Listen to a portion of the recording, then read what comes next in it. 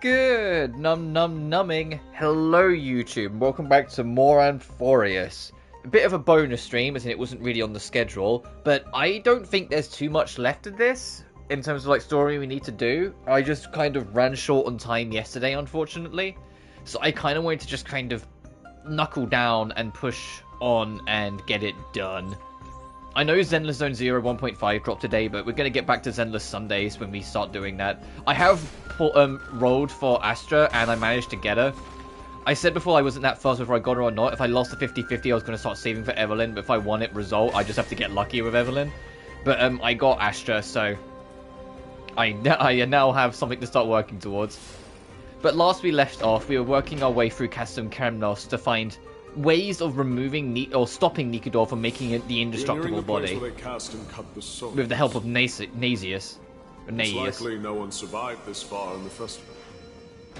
Stay alert.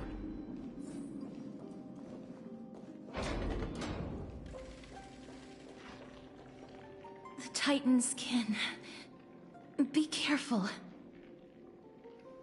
I feel like you're doing well. So this stream, because we're only doing the rest of the story that's left, I don't know how long this stream is going to be. Obviously, those watching in post know, but it could be shorter than usual, it could be longer than usual, it could be anything. I just want to try and get this all done today. I feel like it's going to be shorter, though. I feel like there isn't too much left, but we'll see. Warrior. Entry forbidden. Has it lost its sanity? What a woeful creation. I shall put it out of its misery. Split. Soul. Indestructible. Body. Oh, well, at least I was admitting it. Ow. Heroes. The game is on. Don't move. I don't have time for games. Open sesame. Can you find the answer? A quick divination. Converge and awaken. But I've said it before and I'll say it again. I have enjoyed the fact that I have taken my time with this. I haven't just rushed through it all, because if I did, we could have got this done. It would have been like an 8-9 hour thing, but we could have got it done in like 2 streams. But that where now I like kind of just spacing these things out, getting a feel for it. Curiosity. Trying to figure things out in between. Do some exploring off stream every now and then. Managed to build the Herta so I can use her in this stream. Which is important as well, because I'm not going to be using her forever on my main team. Gets stronger. A lot of me using her is more me just preparing for I see through you. when I put her to the Herta team, because I plan to put Amphoreus in Herta's current spot. Is it dealt with? No, I doubt it'll be that simple. Split. Soul. An experiment. An experiment? King Urapon wanted to strip Nikador of his divinity and seal it within an intricate vessel for all eternity. That's how he would immortalize Nikador's divine body. Of course, he had to test it out on a Titan kid before going on to remold the Titan. How are you so sure about this? The answer is very simple. Because the fragments of Nikador's soul are sealed in these statues. The calls that I've been hearing are coming from them. As long as we reassemble their soul and unite their divine core, they will recover their dignity as a Titan. You will then have a chance to triumph over them in battle. Indestructible. Body. We finally found the root of everything. I'll find a way to stall it. To Titankin that have lost all reason, death is as intoxicating as nectar is to bees. Please, you must find a way to make Nikador's soul whole again. It is only by fixing this point in history that we can salvage the future of Amphoreus.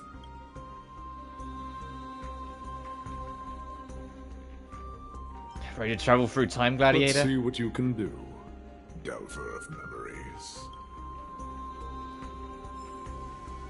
Oh right, hey, I forgot the whole getting close to Amphoreus makes that effect on screen, because it's literally the the death. Could have given me a bit more of a fucking heads up. He's gonna spawn me like literally right next to us. So like, ooh. Stay here, warrior. Do not leave your goddess of death. The enticing scent of blood here is meant for you. And only you. Sweet death inner peace.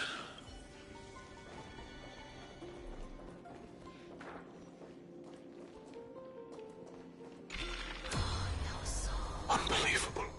This dark and derelict place. Is this the future of Kremnos? I can barely believe it myself. The resonance between you and Ornyx must be strong. Much time has passed, yet the Titan's soul remains fragmented.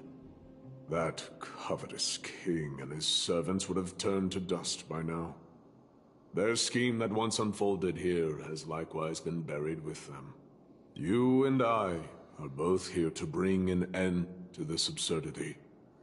So join me, comrade. Let us bring death onto that Titan.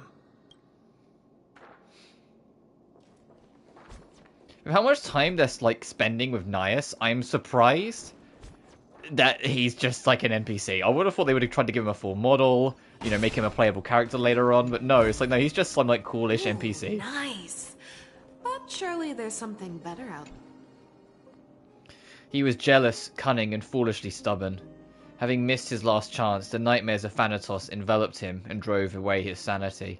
From this day he saw two suns in the sky. One only the immortal gods can seek what is eternal.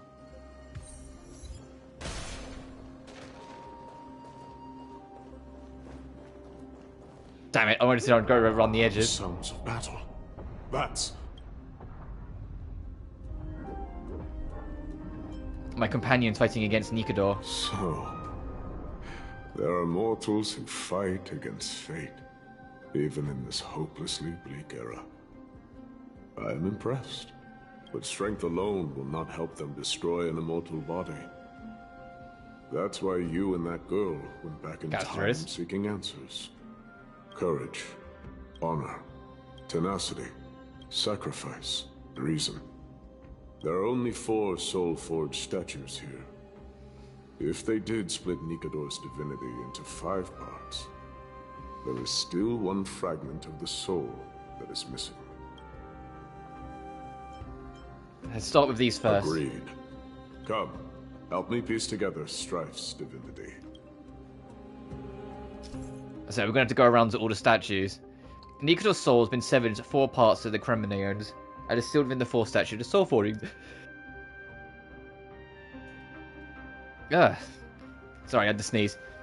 And so the giant stores in these statues' hands in the base and release the fragments of Nikador's divinity. Use the hand of Zagreus to grab the charging device. Place it at the foot of the statue, then use the player to rewind time, letting the giant sword in the statue hand. Oh, okay. And then once it's all done, you can proceed.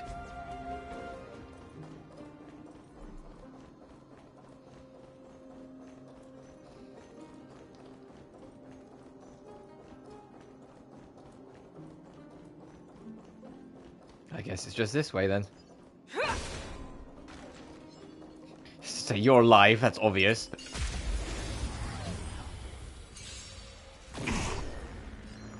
Feeling spiffy? The fearless knows not fear. Too slow.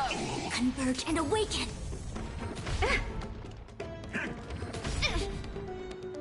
Can you find the answer? Oh, bye cat. You might have just heard that for dump, that was my cat jumping off the bed. Expand your thinking. Forever triumphant! Ta-ta! Victory is inevitable! Never hesitate! I won't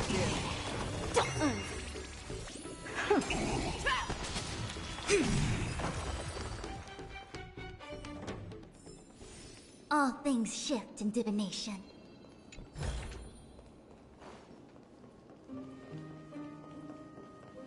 Oh. I can hear.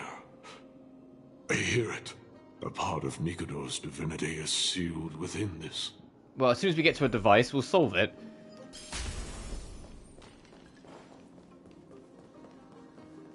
Oh, hey, I found a whimsy coin. I'll have to get that in a minute. Wait, where's that hand hiding?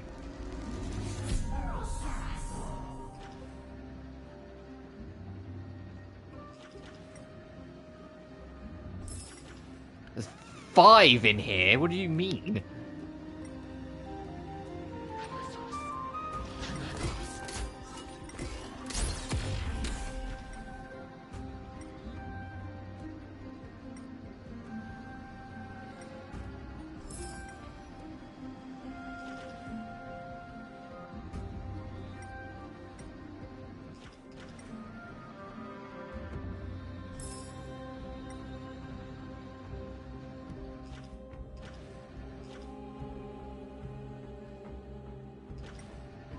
Sure the other ones will show up. Oh. Ask and you shall receive.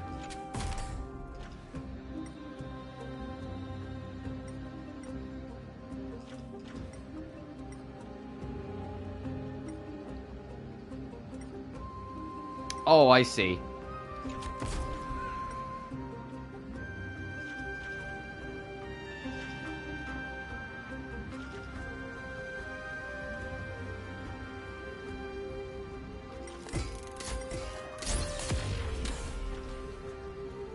This one's completely fucked. You have to change the time zone.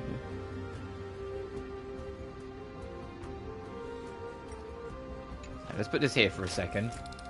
When we need to go back up in a minute, and we shall hereby seal the God King's honor within this sword vessel, a testament that they have never plunged their divine lance into an enemy's back.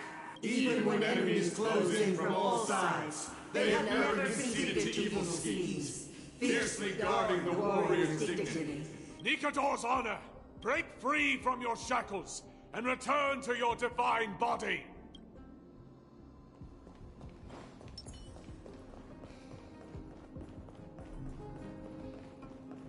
yeah, because I thought none of them was going to be ready until I got the fucking cube thing, which is why I just ran straight past this. We shall hereby seal the God King's courage within this sword vessel, a testament that they have never once retreated from a battle, even against the formless black tide from beyond the dense fog. They alone have raised their sword and faced the enemy head-on. Nikador's courage, break free from your shackles and return to your divine body. Oh, hey, and there's a coin.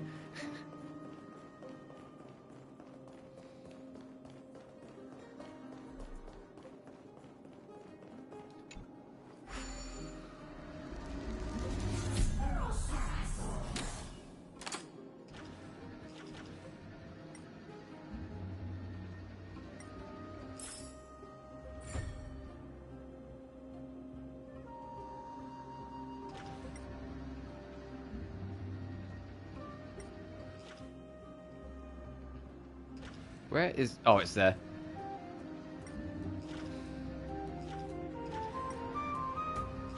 Let's get this chest quickly.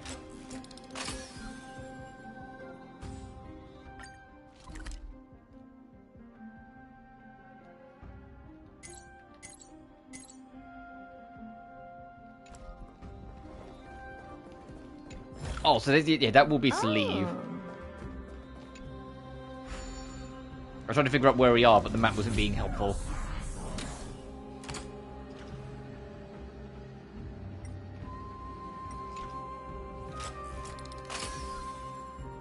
No, I meant to leave.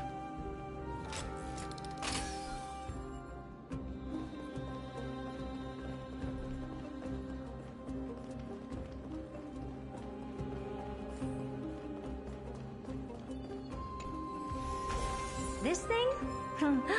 What I've got is leagues beyond.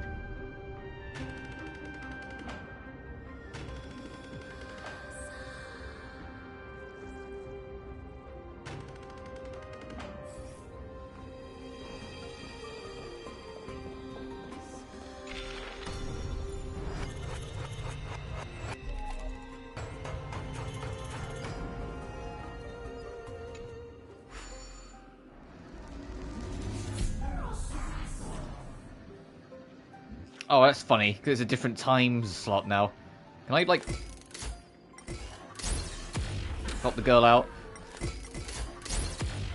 No. I tried. She's like, I know what you're trying to do. Fucking stop it, though.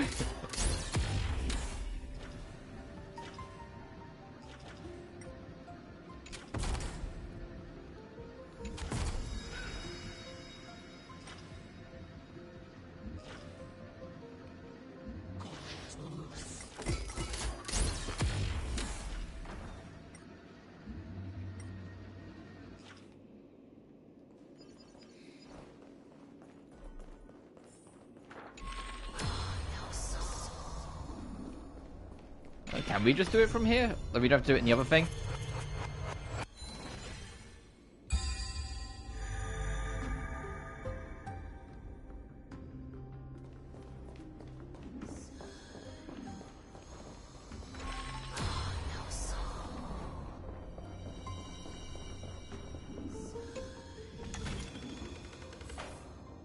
We shall hereby seal the God King's sacrifice within this sword vessel. So I did mic check. A testament that their final words before sinking into dormancy were avowed to defend the world against the black tide. They used their own body as our city walls, keeping out and protecting us from the pervasive spread of madness. They are acutely aware that if the end times were to arrive, there would be nothing left in this world to conquer. Nikador's sacrifice! Break free from your shackles and return to your divine body!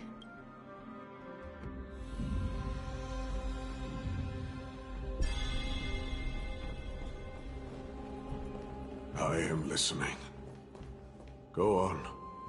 Tell me your tale.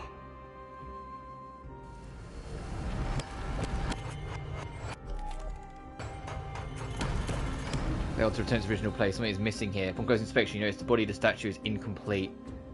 Perhaps you try using the Onyx orb to reflect its whole body. I think for spelling out the whole puzzle, you could have just said something's wrong, figure it out, but sure.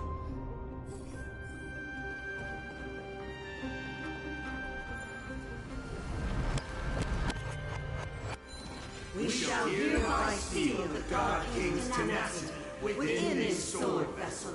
A testament that their will is unyielding in the fight against the calamity of unknown origin. No matter how powerful the black tide may be, enough to corrupt the wills of other gods. They stand tall and upright in defiance of the turbulent fog, even till today. Hang on a minute. All the voices... I can't remember the voice actor's name, and it's really bugging me. Hang on. I know who it sounds like. I know who it sounds like. It sounds like fucking Gabriel from Ultra Kill.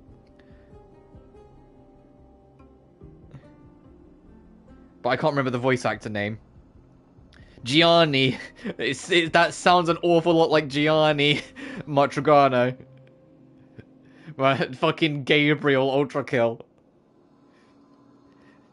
For anyone who's played Ultra Kill, listen carefully and tell me you can't hear it. No matter how powerful his voice is in there. He's fucking in there. the wills of other gods. They stand tall and upright in defiance of the turbulent fog, even till today. That's fucking Gabriel Ultra Kill. Nikador's tenacity! Break free from your shackles. If Gianni ever got to voice a character in a Hoyoverse game properly, that would be insane. That'd be fucking like deranged, but I'd be down for it. All I'd be able to hear is Gabriel, but it'd be funny. Where could the missing fragment of divinity be? I was wrong all this while. The final fragment of divinity was never lost. I believe I know where it is. Time for a decisive battle with Nikador.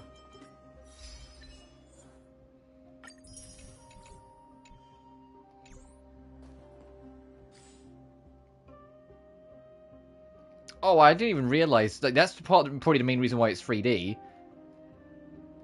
It's because it shows where the beams are.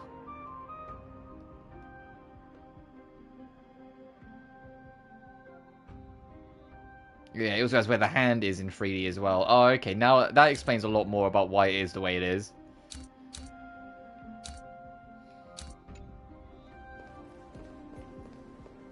Lord Nias, are we almost there? Oh, Casterus, how'd you get here? Yes. There is just one last thing to do. No one knows when the black tide first appeared beyond the distant horizon. But when it slowly encroached upon Amphoreus' borders, Nikador was the first Titan to venture forth. During the battle against the black tide, their sanity began to slip away. In their prime, the Titan could obliterate an entire archipelago with a single slash. Yet they could not sever the root of this corruption. They battled the black tide by sheer will alone, but ultimately succumbed to it. Before their divinity could be completely corrupted, they removed a part of it. Could it be? The fragment of divinity that they stripped away. The fragment they wanted to preserve the most was reason. The Titan believed that their reason would someday respond to their calling, to return to their body, and fulfill their sacred mission.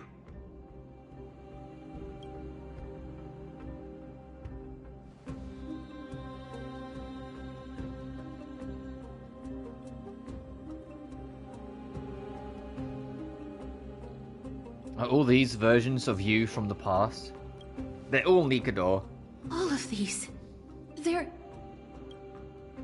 They represent countless failed endeavors. With your help, I can finally put an end to everything.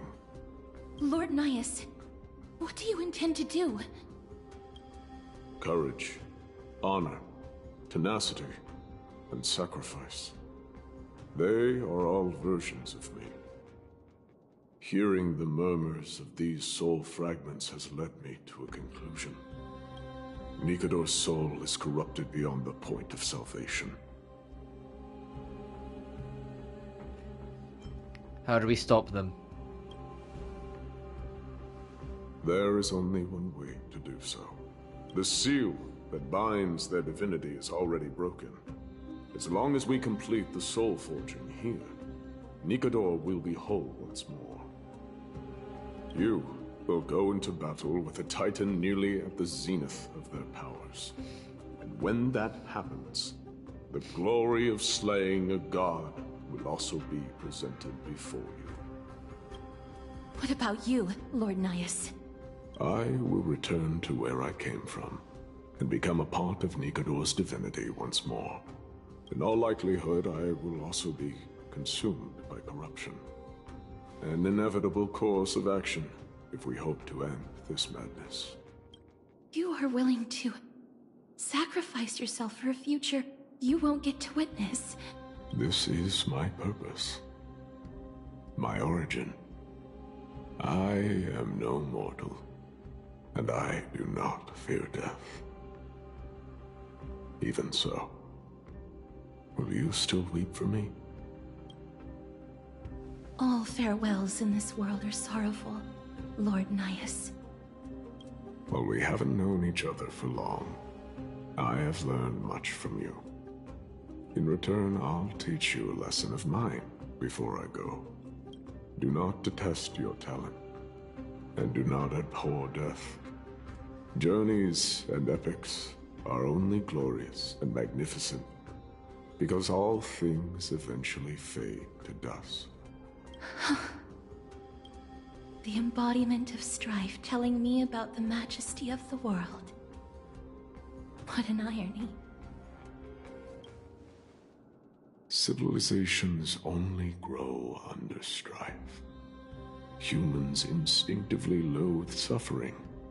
Yet suffering is the only thing that teaches them to stand unyielding and tall.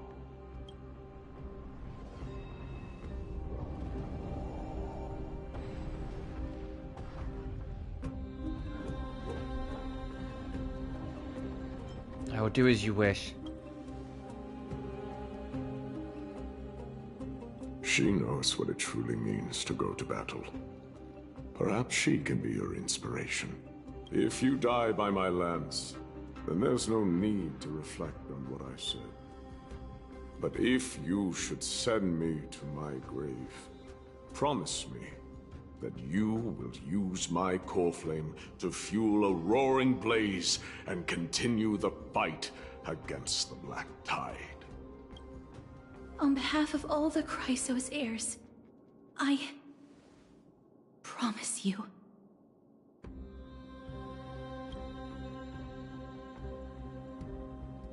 I am Nikador, the Lance of Fury, the messenger of turmoil, and the embodiment of strife! Remember this!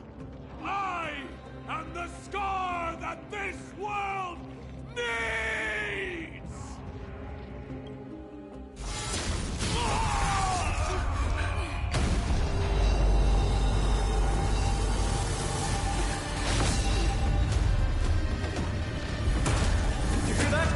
What? They've returned!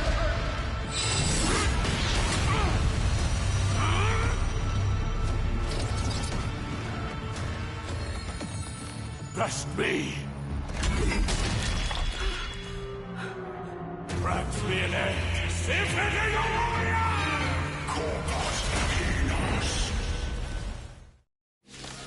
Holy shit! So, this is Nikador's true form. It's incredible. Well done on them. Ooh. I was prepared to fight till the end of time.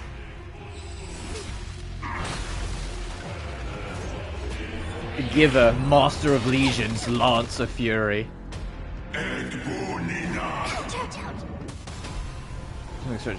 Okay. Yin and yang, life and death. The game is Reducing the HP to conquer or be conquered restores the corroding character's maximum restorable HP. Ooh, this music, though. Don't move, okay?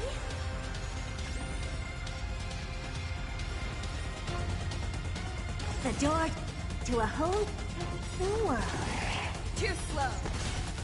Curiosity is endless riddles, but the answer is nothing but a void.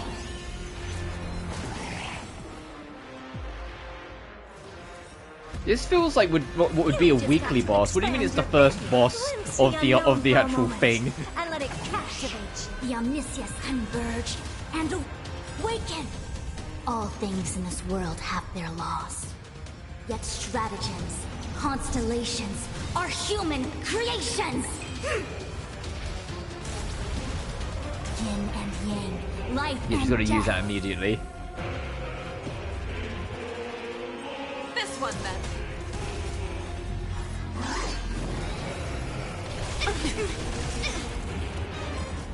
Let's play 1,000 faces in 1,000 places. Can you find the answer?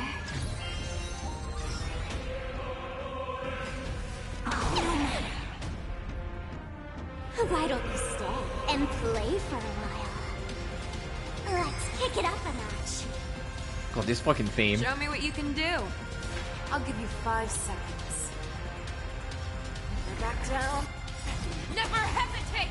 Not won't do. Since you've overcome the curse of immortality, destruction shall be your reward. Always soaring. Forever triumphant! Ta, ta, ta. Victory is inevitable! Allow me to make a divination. Information in accordance. All at once? I don't have time for games. The door to a whole new world. Uh-oh.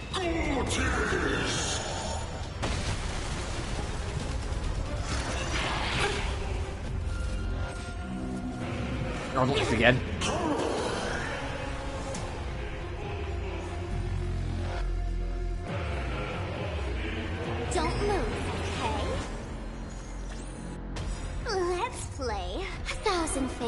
in 1,000 places. Can you find the answer? You've just got to expand your thinking. Curiosity is a endless riddles, but the answer is nothing but a void.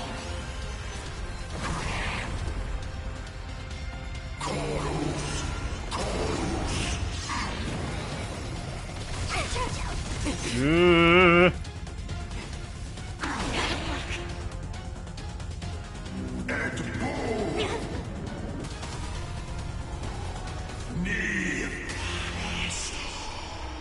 promise you, Lord Naias, your nightmare will be over soon. What was that fucking curse it just put on us? Decreases maximum restore HP by 50%. You can reclaim a test spirit by attacking the congruent corresponding unit.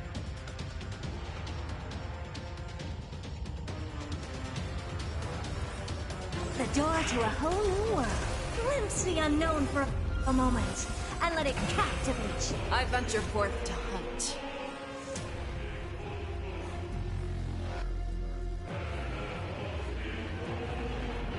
We're gonna really start crumbling if we can't get Always soaring.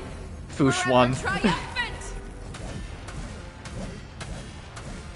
Victory is inevitable. Converge and awaken. All things in this world have their yet. Okay, she's gonna immediately, if you can believe it, immediately burn it. Are human creations. Yin and yang, life and death. No. Have your fangs and claws dulled. Fearless and unstoppable. Too slow. Don't worry, I'll go easy.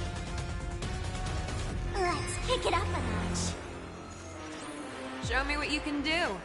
Back down. Now come on. Bring an end to Strife! Once and for all! Kudos for making a boss that's actually, like, got a little, like, scary for a second there. I mean, admittedly it's because, you know, Fushwan isn't a healer per se. She just takes the extra damage and then heals that off herself. But we didn't get much chance. This should finish it, though. I venture forth to hunt. Is there anything else?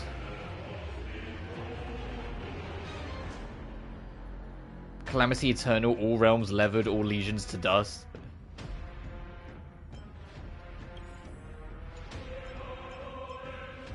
Nothing changed between the phases? Am I going mad? Oh no, I think... No, I was gonna say, what I imagine is that when you're gonna fight him outside the story, this is gonna be the phase 3. This whole thing. Always soaring. Forever triumphant.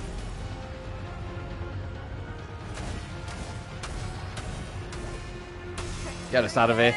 Inevitable. Victory is at hand! Time for the final blow!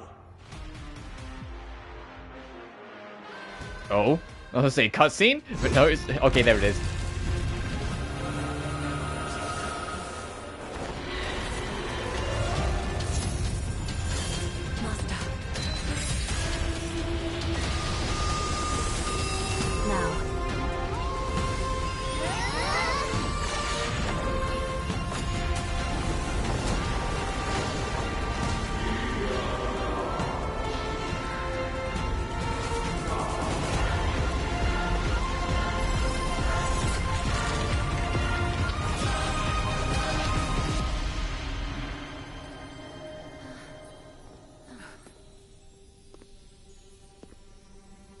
No longer must one wield a sword.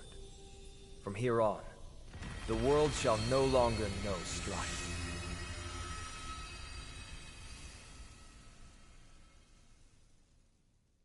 And then it gets a classic Final Fantasy styled death where it just crumbles away into dust. Over. That was a sick fight. That roared.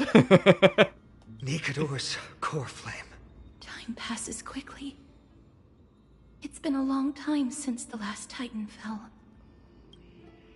Now that the Lance of Fury is no more, we Chrysos heirs are one step closer to the Genesis, as foretold in the prophecy. Hey, this stream might be really fucking short. Stifling. The city feels so unfamiliar now that its Titan is gone. You've exchanged thousands of blows with them. Your ears are probably just not used to this peace and quiet. What's next? I have an agreement with the Titan. The Chrysos heirs will take away their core flame and use it to start a bright blaze that'll illuminate our path onward. You spoke with Nikedor. There is something out there that sent them into madness. Which is going to be our main objective. Please. Yeah, there's going to be the main objective. It's not. It was never going to be just Nikedor. It's going to be what happened. Not now, Lord Mighty. I'll tell you everything once we return to Akuma. Aglaya mentioned that someone must touch the core flame and absorb it to become its temporary receptacle. Mighty, do you... This honor is yours. Isn't it something you've been longing for? But you're more deserving of it. You sustained all these new wounds from fighting them. If you have any idea how exhausting it is to fight a protracted battle, you should know that pointless arguments are the last thing I want to get into now. A little back and forth wouldn't hurt much. Coming to a decision so easily makes it seem like this is not at all a life-changing undertaking, you know?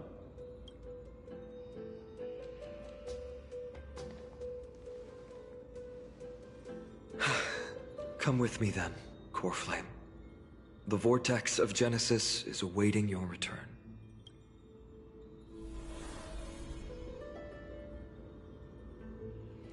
Man, it really is a frame chaser arc in essence, isn't it? Wow, like, because that's basically how it's going to be. It's going to be going along, collecting the essence of the Titans and bringing them back to the vortex. Are you alright, Finan? I don't think I felt anything at all. Or rather, it felt a lot easier than I expected. I had assumed that bearing the core flame would take a lot more out of me. In any case, let's return to Akuma and share news of our victory with the two demigods.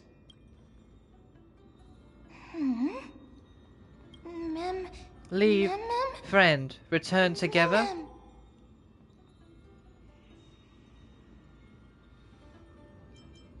Aren't you coming with us, Casterus? Go with the rest, miss. I will catch up with you later. I would like to talk to Lord Nias again. One last time. Casterus picks up a piece of Nias' fragments. Lord Nias.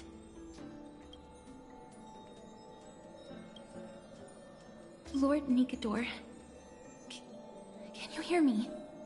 I know that your only wish right now is to rest in peace. But you are the only one with answers to my deepest doubts. So, forgive me for disturbing you. Please tell me. Do you know where Thanatos is? I must find them. The half of me that I've been deprived of since birth. I must take her it life. back from them. She has her death. She does not have her life.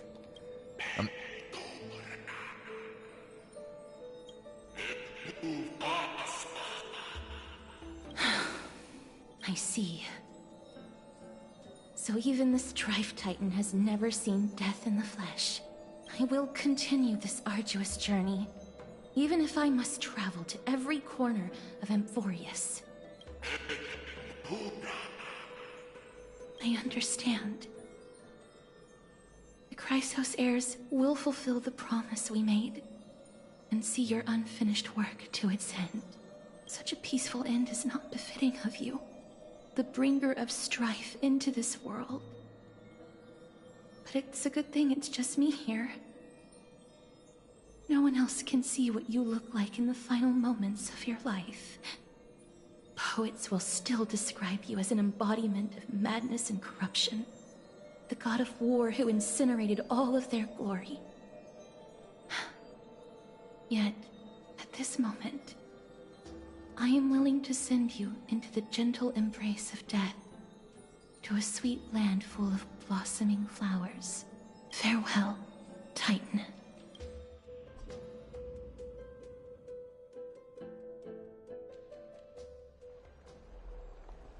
Sometime later. Aggie! They're back! We completed the mission, Treeby. No broken limbs or severe injuries. Just a fiery core flame in the palm of my hand. I can feel the core flame's warmth. Well done, Finan. It has been far too long since Amphoreus last saw the birth of a demigod. Having you take Nikador's place will surely invigorate the spirits of those in the holy city. I want to be honest about this. I believe Mighty is the better candidate. He was once the Crown Prince of Kremnos, after all, and much of his lifetime was spent fighting alongside Nikador. He is more worthy of the title of Strife than I am. You have thought much about this, sweet child. But there is one thing you overlooked. The qualities you've mentioned are very likely the reasons my Demos refused this core flame. I do not doubt his strength and talents. In fact, he must have imagined himself becoming a god 1,000 times over. But he turned it down because he does not want to lead his people down the same path again. So I will ask you once more. Have you made up your mind, Finan of ID's Elysiae? I am ready for this. I will shoulder the burden of divinity alongside the both of you. I am willing to make the necessary sacrifices. Very good. This day has finally come, Snowy. You've been wanting this all along, right? If the prophecy hadn't found me back then, I would still be roaming the world aimlessly. Right now, though, I live for the sole purpose of dedicating myself to the mission of the Chrysos heirs. I never once doubted your resolve. This time tomorrow, the Chrysos heirs will gather at the Vortex of Genesis to surrender the core flame that once belonged to Nikador, the Lance of Fury. Remember, this is unlike the unchanging rites our priests perform. No one knows the true cost a mortal must pay to accept Strife's divine authority. Your road ahead is still full of uncertainty. Use this time to properly rest, Finan. I understand. Until tomorrow, then.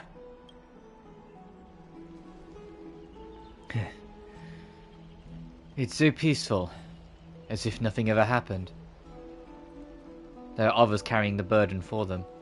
The people of Amphoreus must have extraordinary spirits to be able to enjoy their lives even in such troubled times. They have Aglaya and Treeby to thank for that. It is because of their protection that the citizens are able to enjoy peace. Well, soon yours too, Finan, Mr. Demigod of Strife-to-be. Where did Mighty go? Oh, your boyfriend probably home. He was exhausted, so he went back to rest. Our victory might not have been possible without your help. I'm sure you've heard enough words of gratitude, but it's only right that I... Right! It would be the first time I thanked you, so... Thank you for your help, Miss Mem? What's next for us? Aglaya will gather us at the Vortex of Genesis this time tomorrow, where we'll perform a ritual to surrender the core flame. Now, are we doing it this update, or is that how the next one's gonna start? She only mentioned the Chrysos heirs, but if I invite you to, I'm sure she'll welcome your presence. Is there anything we should know about this ritual? From what Aglaya said, no one can predict what's going to happen, because each Titan's divine authority is unique. That's why I hope both of you can be there tomorrow. It'll bolster my confidence. Oh, fine and buddy, we got your back. That's settled then. The night's all yours, but get some rest before tomorrow's ritual. But yeah, I remember fucking Penacony, where they would find a way to squeeze in some sneaky little plot twist. So I'm like, okay. Like, what's gonna happen at the end? You and Dan Hung watch fine and leave the bath. Did you pick up on that, Hazel? He seems troubled. Yeah, I did. I think it's understandable, seeing how he's about to experience something extraordinary. The Titans may only be the local gods of Amphoreus, but a mortal ascending to something else altogether sounds like a lot to take in. About time we consider ourselves too. You're right. So much happened in so short a time that we haven't even had the time to consider our own predicament. Our car's scrap. We've lost contact with the crew, and everything beyond the sky is taboo here. Shit, I'm gonna lose my login streak. Should have brought games we could play offline. I do have some old-timey games with me, but I doubt you'd be interested. Once Finan's ascension ritual is over, we should start working out these problems of ours. For now, though, let's just head back to the bath chamber and rest to gather ourselves. Welcome, Sunset Thrice.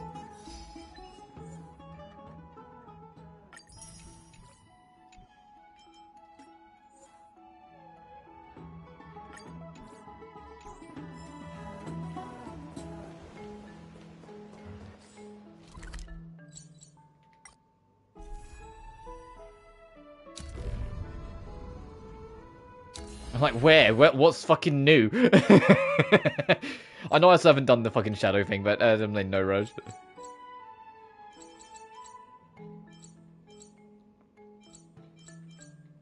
Since we're well, seemingly like at the end of this, I will at least do some treasure chest cleanup and some yapping when we get to it, because you know, like I've been kind of just shutting up for the story for most of this, so it'll be cool to kind of just stop for a sec. Exhaustion envelops you. At this moment, no god of Amphoreus could pull your gaze away from the lounge chair. Are you sleepy? I can see your eyelids growing heavy. Go to sleep then if you're tired. Snoozy snooze. But isn't it always daytime in this city? How can you fall asleep like this? Wait, something seems off. Did you notice? Yeah, Mem speaking in full sentences all of a sudden. I'll get embarrassed you keep staring at me like that. Are there knots in my fur? Is it my ears? No, they seem fine. Look, I can even flap them. Wow, so you can speak in full sentences. You're right. I am speaking in full sentences now. Wow, me. It feels amazing being able to speak fluently, but why do I speak in such a proper, uncutesy manner now? I mean, referring to myself in standard first person and all. Ew, phooey.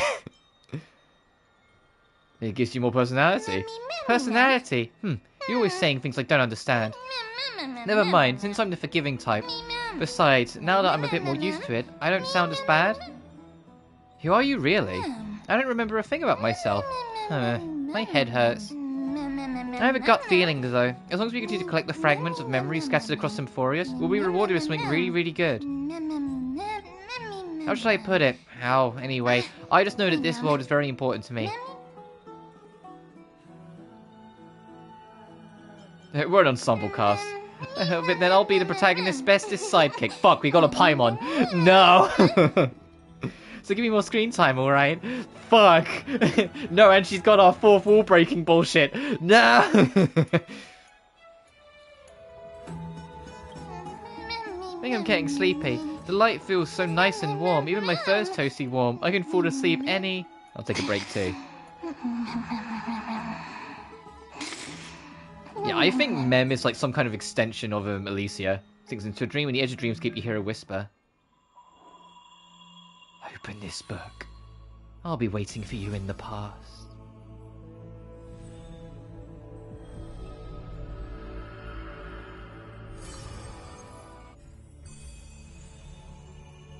Having learned about Cassim Kremnos' past, now drop that strand in the nameless recollection.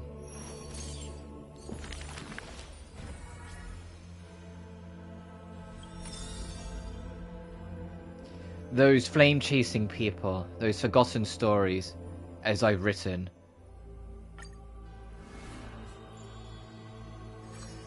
Chapter 10, The Last Print Midamos. Among the soldiers, there is a famed city-state of Kremnos, a place every warrior longed for. I'm not pressing anything, hang on! And an accolade only obtainable I didn't realize it also was on. through slaughter. To be crowned champion of the Kremnos Festival was an honor that only the cream of the crop could attain. A man blocks my way. His name is Maidamos, crowned prince of Kremnos. Despite being a man of few words, news of his deeds had travelled far and wide. His tale is an extraordinary one, they say, cast off a cliff by his father at birth. Was he fucking Mishima?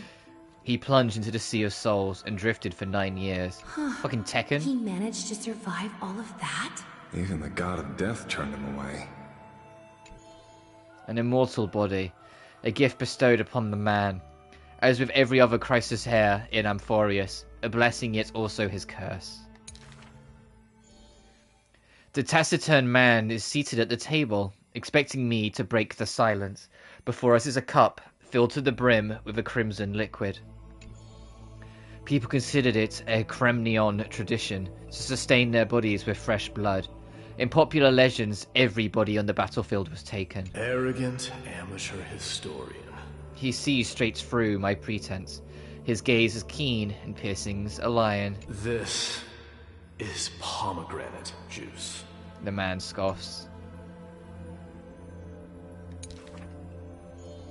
The reason it's called a wild tale is because Castum Kremnos has long vanished. When their god descended into madness, the city likewise became shrouded in fog. Rumour has it that during the final battle of Castrum Kremnos, this man too took to the battlefield. Cutting down countless foes, fighting in a sea of blood, he drove his spear through the heart of the enemy king. Yet the tip of his spear was directed at his homeland. A chatter breaks out among the people, and the man rises to leave. The truth of such rumours, he speaks only through his distant silhouette. A silhouette of a body that has withstood endless trials, and faced death innumerable times, but bore not a single mark. Maidamos, a hero of yore, now a traitor of Kremnos. Yeah, and now the flame chaser begins. Oh, fuck.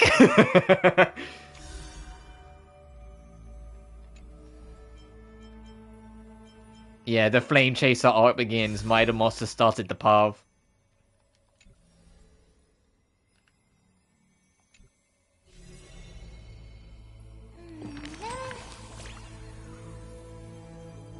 Hey, line up. What's got you so serious? What's with the book? I have no clue. I was deep in sleep and the next thing I knew I woke up here. Since you're here too, does that mean... Did our hearts connect in a dream? Exactly, that's exactly it. How cute. It's as if we're fated to be connected. So, yeah, this just gives me more reason to believe this is Elysia, if she's literally the one kind of writing the book of the flame chase. Although I'm completely in the dark, I adore this story. They say dreams are veils cast by Orynyx. Could this be a gift from them? It appears that Titan cherishes you just as much as I do. I get it, a bedtime story. I love bedtime stories. Please read one to me. I've got a hunch that the beautiful star we just saw is a treasure that brings stories in our travels ahead. We're sure to encounter many more. So let's keep our eyes peeled and dive into reading together. We need to collect tons of bedtime stories. Then Azel, you can read them to me. It's in the book.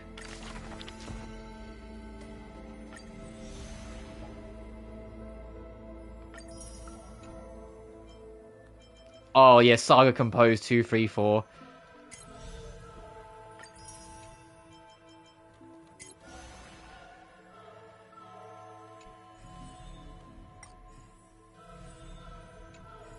Continue the journey.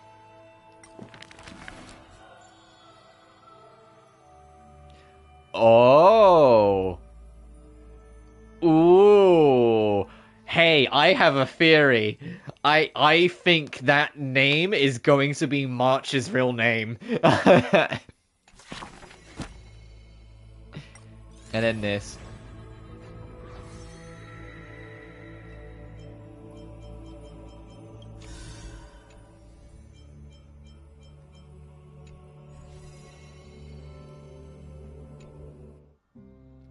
Oh, you're having the strange dream somewhere else in Okima.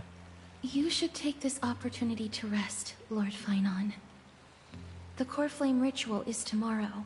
Today, tomorrow, what difference does it make? It's always morning in Akima under Kethali's protection.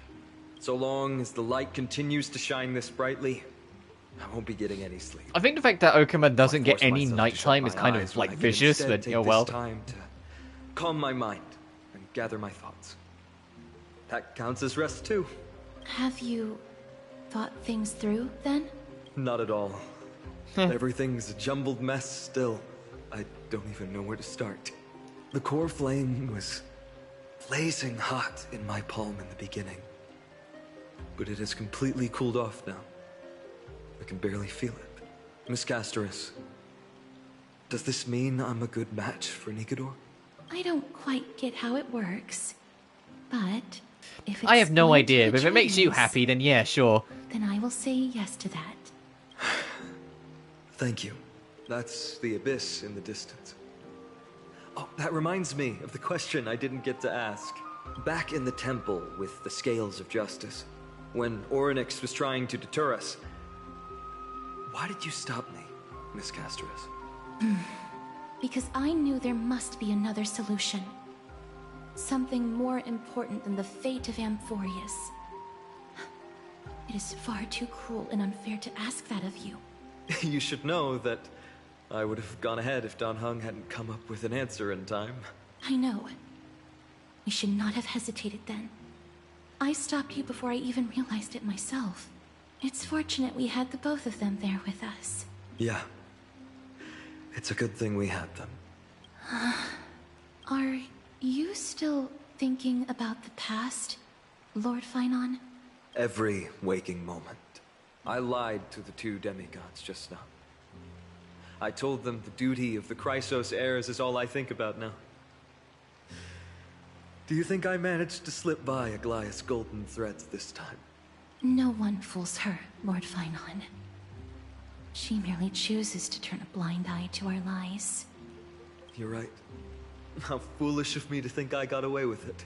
I often wonder if someone as ordinary as me can really become a hero. I thought defeating Nikador would quell the voice of doubt in my mind. But it has only grown louder. I don't have the right words for you now, but I know you're far from ordinary, Lord Finon. Mighty often calls you Deliverer in jest, but I don't believe he means it mockingly. I should probably shut out these pointless thoughts and empty my mind until the hour of the ritual. I did that before sitting for Treeby's history exam. Who in the world could hope to go over those piles of documents and slates? I decided I was better off resigning myself to fate. That way I'd get more time to play and practice with my sword. How did you do on the exam, then? My score? I don't remember anymore. All I remember is he failed miserably, got it. punishing me to a full week of cleaning the Chrysos heir's bath, and no one was allowed to help me. So High Priest Treeby can be strict too. Please continue with this mentality, Lord Finon. I believe you'll be all right. Thank you, Miss Casterus. I think I'll stay here for a little while and keep all of those unruly thoughts out. It's not like anything will come of them anyway. The sights of Ides Elysiae, my homeland, have been flashing before my eyes lately.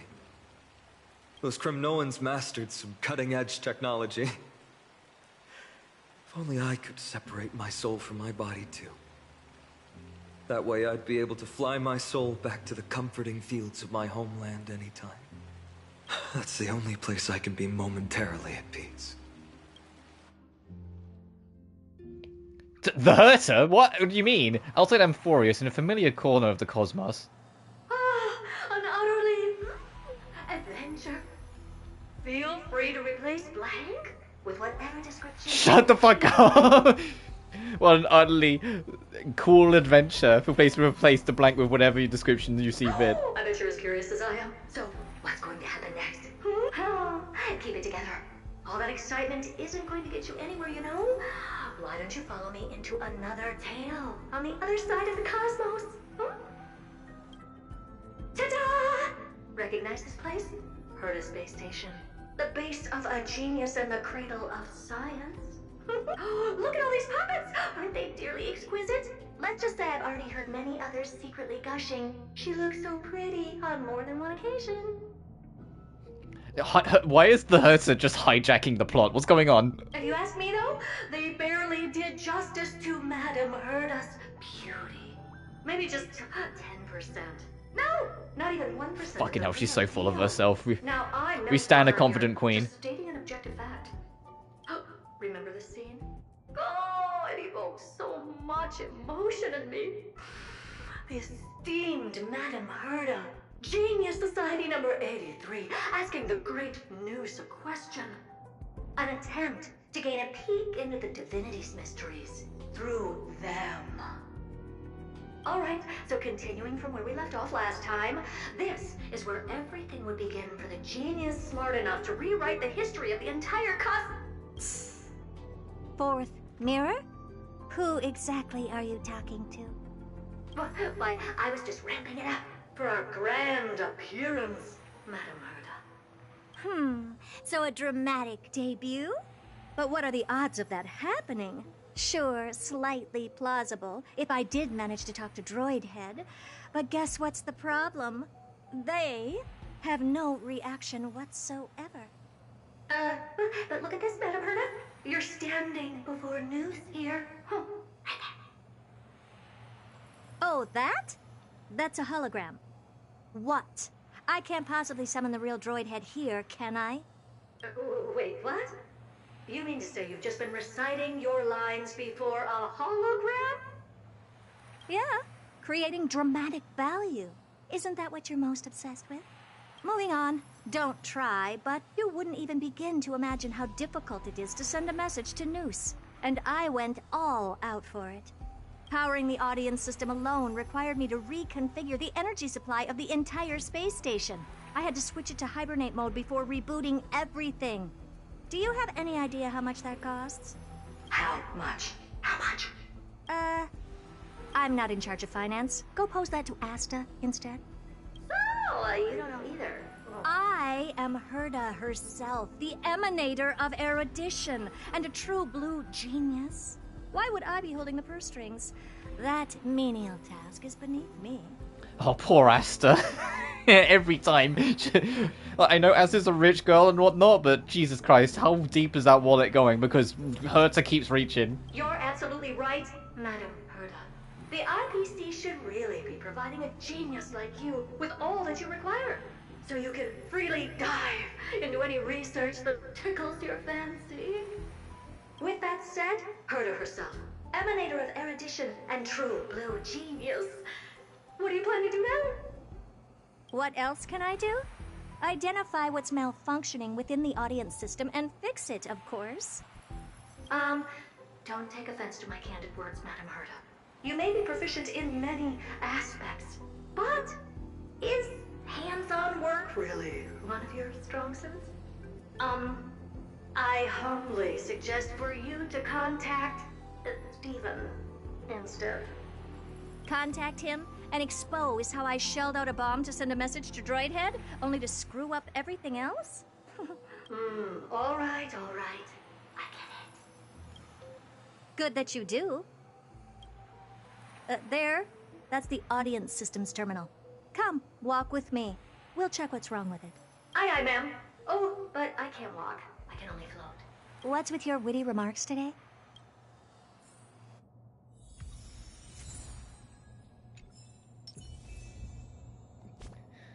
Wait, we're gonna use our the Herta.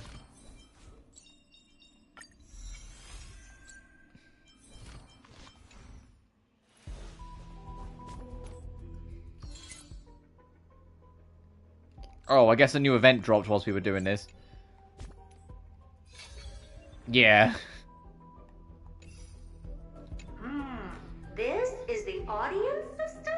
Hi, it looks just like the simulated universe. Keen observation. They share the same fundamental logic and are pretty much identical in that regard. Ah, I see. We call this referencing and not appropriation, right? One more stupid remark from you, and you can watch Fifth Mirror reference your role because I'm going to be dropping you as my assistant. Focus now. The audience system is divided into 3 zones: energy supply, computing, and communications. Each zone operates independently and will only be integrated. I was curious when or where the Herta was going to get brought up, because why introduce her in 3.0 if she was then going to be nowhere, you know? Sending a message to Droid Head involves more intricacies than you can imagine. If routine trials and maintenance on such an elaborately sophisticated system are already as bad as squaring circles, then it's no surprise for glitches like this to crop up.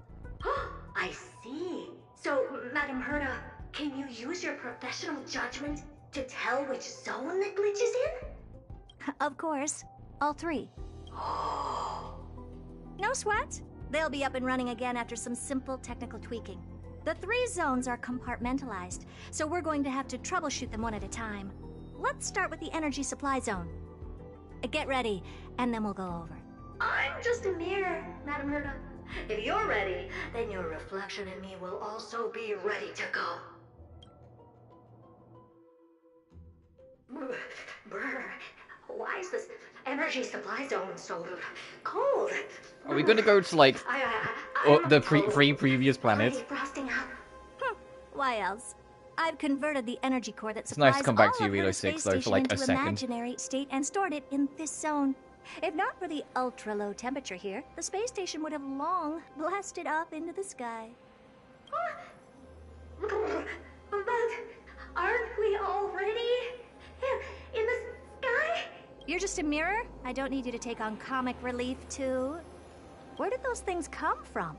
Corrupted data? Oh, hey, a reason to use the Herta for a bit. Systemic rust? No, not likely. It can't be the Legion's second ambush, right? Whatever. We have to get rid of them anyway. All right, stay close and try to avoid shattering to pieces.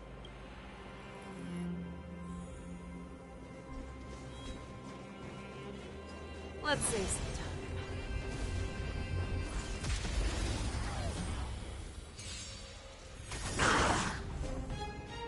Oh, no, that's a nostalgic beat to hear. Dun, dun, dun, dun, dun. Never seen perfect. Expand your thinking. Converge and awaken. Show me what you I genuinely miss Bellabog. Let's play for. When, like, the game was still new to me and I wasn't sure what to expect or where it was going. I just find all of Bellabog in Halo 6, like, hella nostalgic. Almost more so than, like, Mondstadt in Genshin.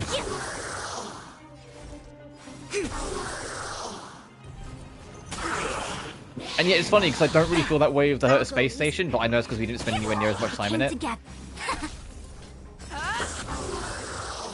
But then I also said before, like in the Sunday, when we did like the Sunday quest stream, that I'd like Penacony was weirdly nostalgic to me, A piece of cake. even though it hasn't even been like a full year. Looks like one of those memory bubbles. It's not worth that much attention. You'll find many more in other zones. Is that so?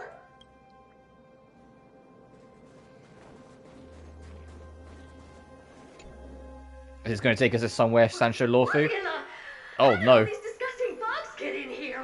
We're going to need out-of-this-world computing capability if we hope to meet Droid Head. If we can't churn out calculations faster than a Yottaflop's computer, then we can forget about having them notice our existence. But computers with too high a computing capability tend to attract computing stings like them. No one knows how these creatures evolved from their progenitor, the propagation. Ah, the mysteries of life.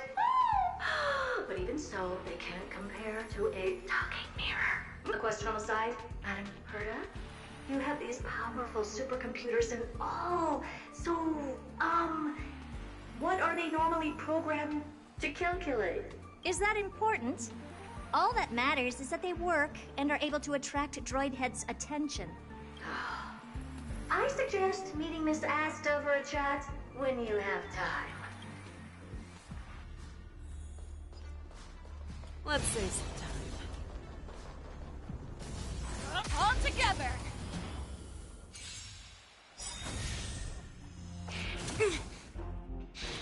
Oh, hey, even though I don't think like Herta Space is that nostalgic, this track, however, Expand your thinking. definitely is a little bit. Bangs and Boom, never boom. hesitate. Hearing it in the, like the first anniversary, like the concert, that was something else. That put a huge grin on my face. No matter. Curiosity. Nothing but a void. Especially the bit where the violin just kind of does its thing for a minute. This bit. That won't do.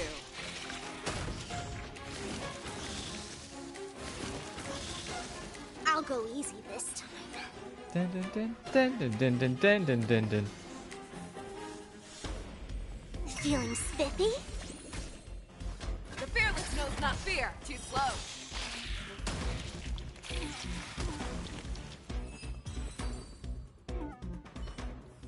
Yuck! Help me! Go from those bugs got onto my reflective surface! Clean up after yourself. Can't you just wipe it off with your hands? Ah! Good one there. With those annoying bugs squashed, we're done fixing the computing zone too. These computers will get up to speed soon. Now we're just one final step away from requesting an audience with Droidhead. Our last stop is the communication zone? Oh? You have a good memory. Let's go see what's wrong in that zone. There's a memory bubble here too. Why are you so interested in it? Okay, I'll admit it. I find them somewhat creepy.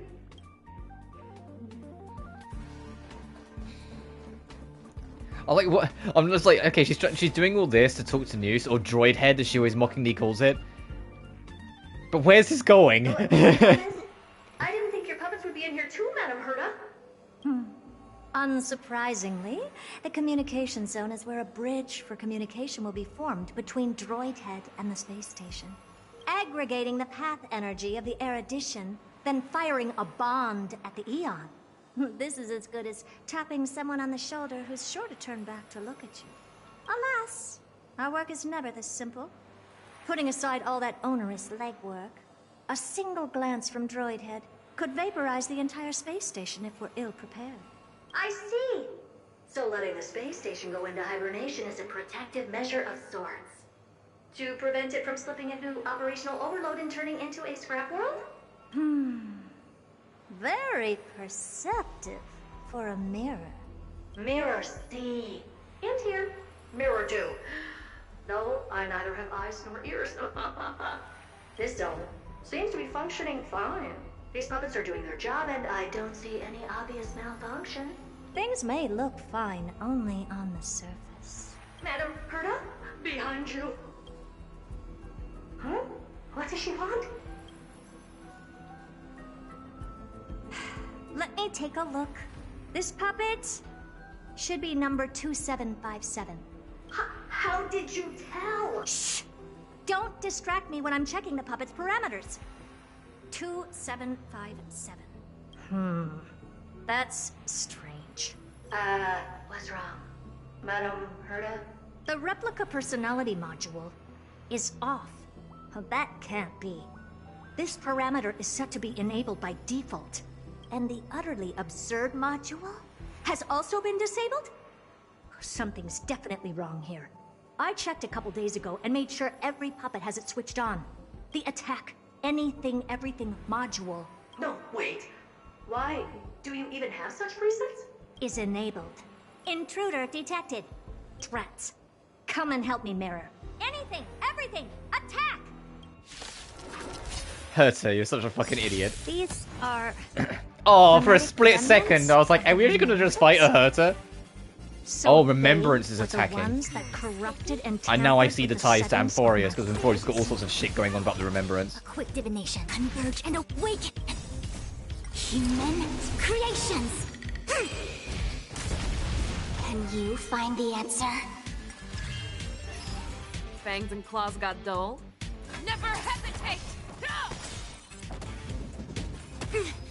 Also, yeah, these are fucking Penacony enemies. Ouch, ouch, ouch.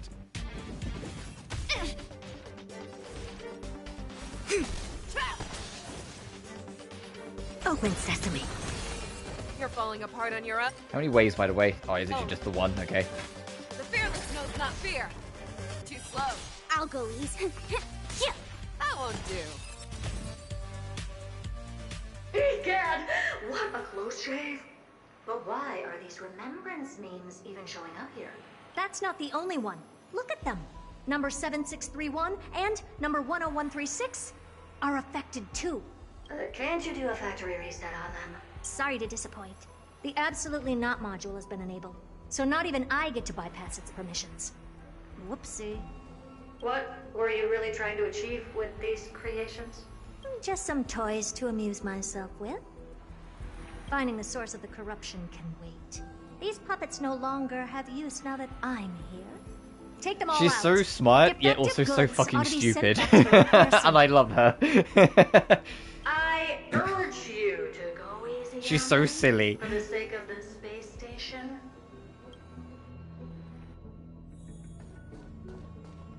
Of course she has an absolutely not module. Dangerous. Leave it to me. Can I pick them up? Oh. All together.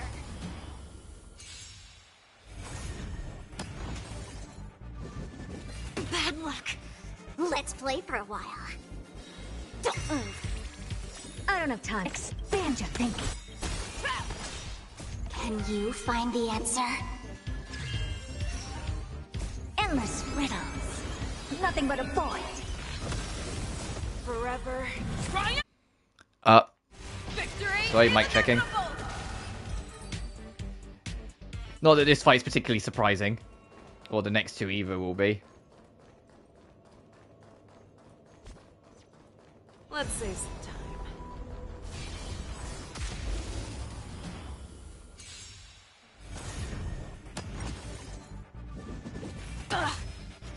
Feeling spiffy? Open sesame.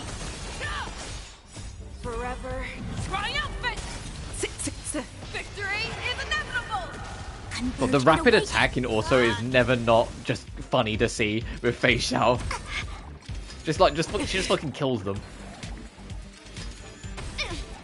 That won't do. Expand your thinking. Impressive. Almost.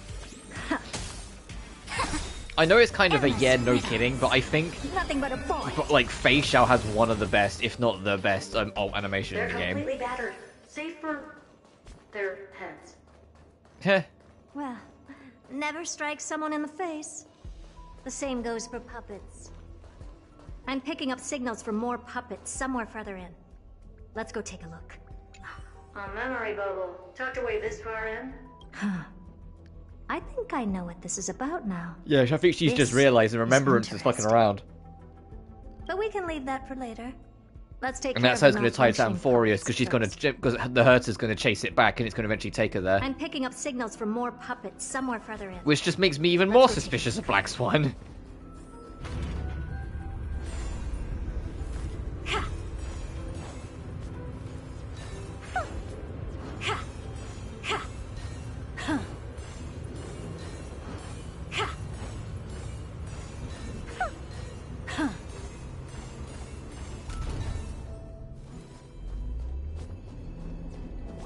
Oh, we're going all the way down to here? Please don't make me fight this fucking thing.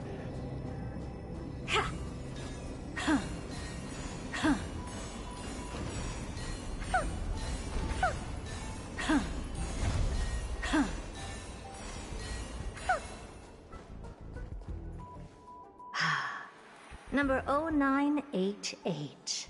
The pride of my creations. Should I even be curious? Puppets before her were all as dull as brick walls, mundane and uninspired. I distinctly recall number 0988 being the first puppet I imbued with a magical surprise. Some other puppets that came later also got to enjoy similar privileges. Good to know. But did anyone ask? Fucking, did you just hit the Herta with who asked? Fear not, Mira. You have to remember that being a genius means you're destined to solve challenge after challenge. There's no time for rest. Can I just be on the sidelines this time? Pretty please.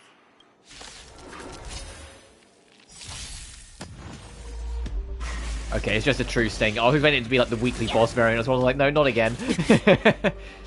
No matter. Can you find the answer? Human creations! That won't do.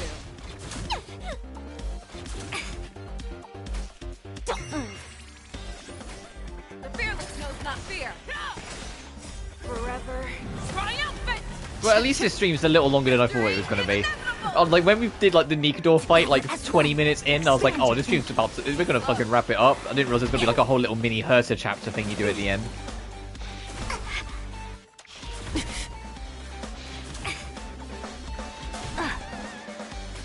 Feeling spiffy?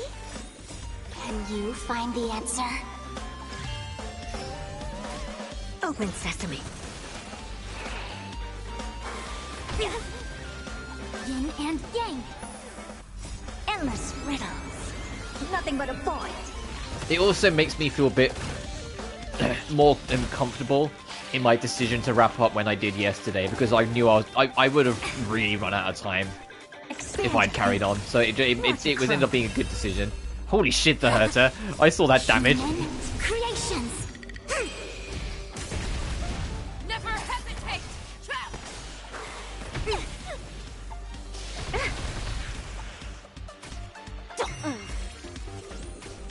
Yin and yang. Open sesame.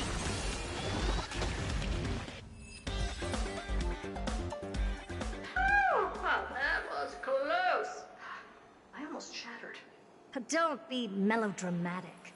Working even a single brain cell of mine to take out foes like her is an outright waste of my smarts.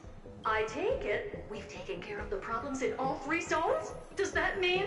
Not yet. There's something else we need to deal with. It seems we've had a little tag-along all this while. You've got quite the sharp eye, Madam Herta. Would you like us to help? Is it one of those remembrance soldiers? Sure. Go ahead and summon the whole team forth, Mira. Considering the gravity of our endeavor, we can't allow a little thief to spoil the show.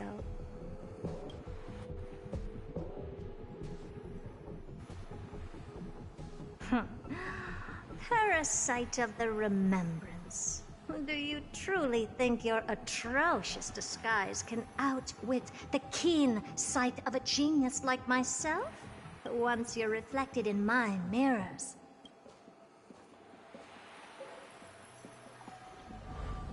Yeah, it's one of the remembrances. You can forget about escaping.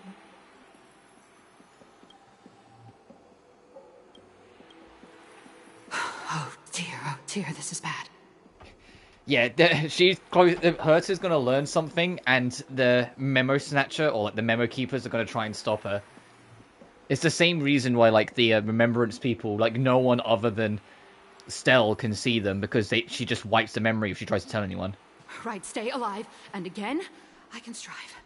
Retreat into the memory zone for now. I can always regroup and try again. Someone hasn't been paying attention. Didn't hear me, did you? With those petty tricks of yours. Do you actually think you can slip away right under my nose? Herta. Madam Herta, wait. What do you want with me?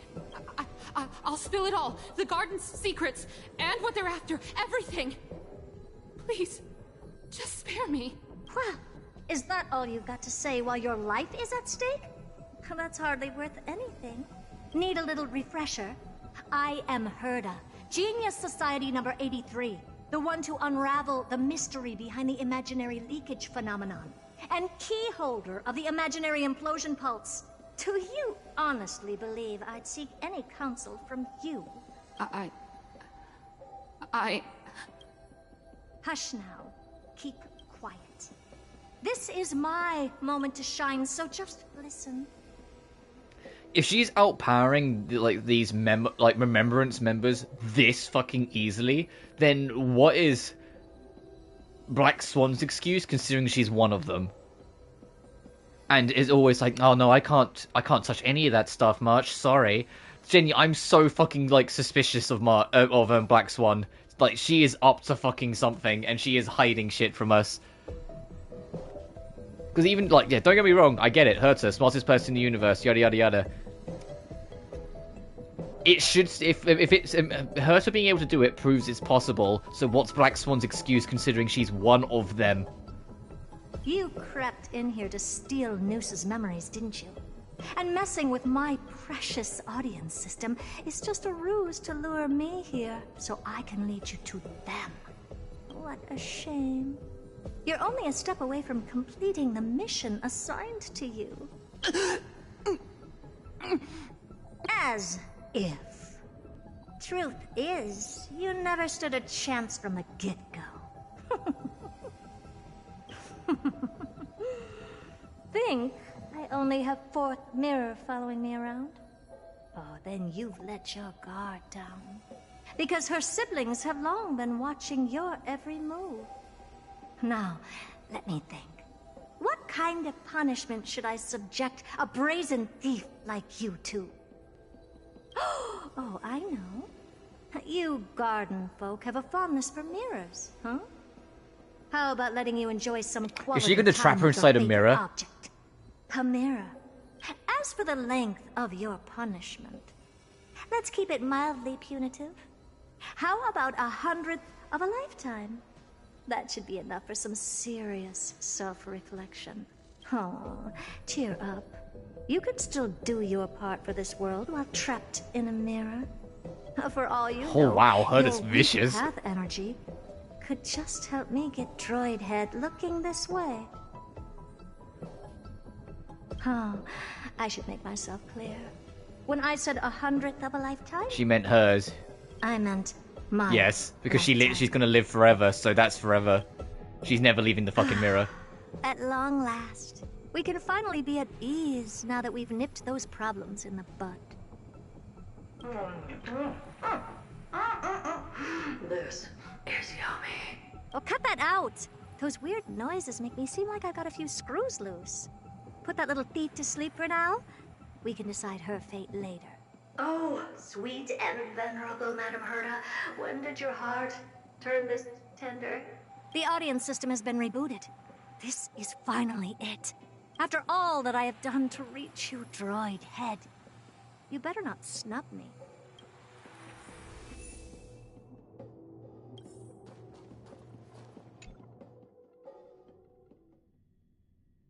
The path space.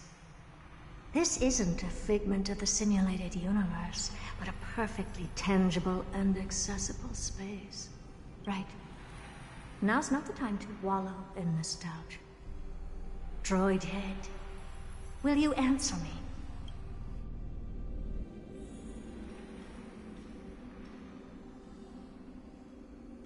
Madam Herta, we picked up some voices from the space. Let me hear them.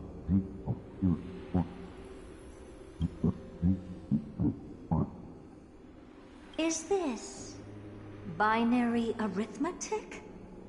Could it be Droid Head?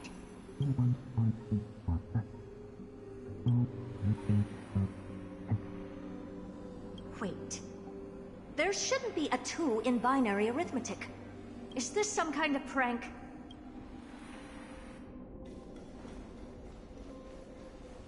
Madam Herta, we're hearing those voices again. What now? What should we do? Keep your cool, second mirror. What did they say this time? Play it again for me.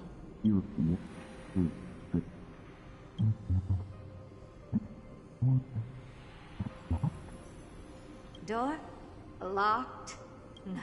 This isn't the voice of the path at all. What in the world is going on?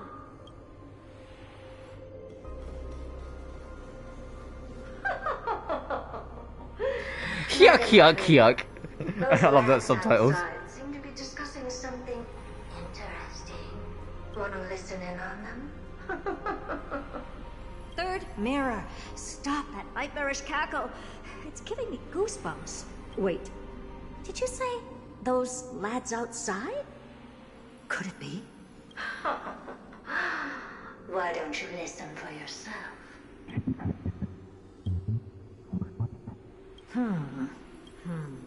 This isn't right. I'm sure we got intruders in the lab.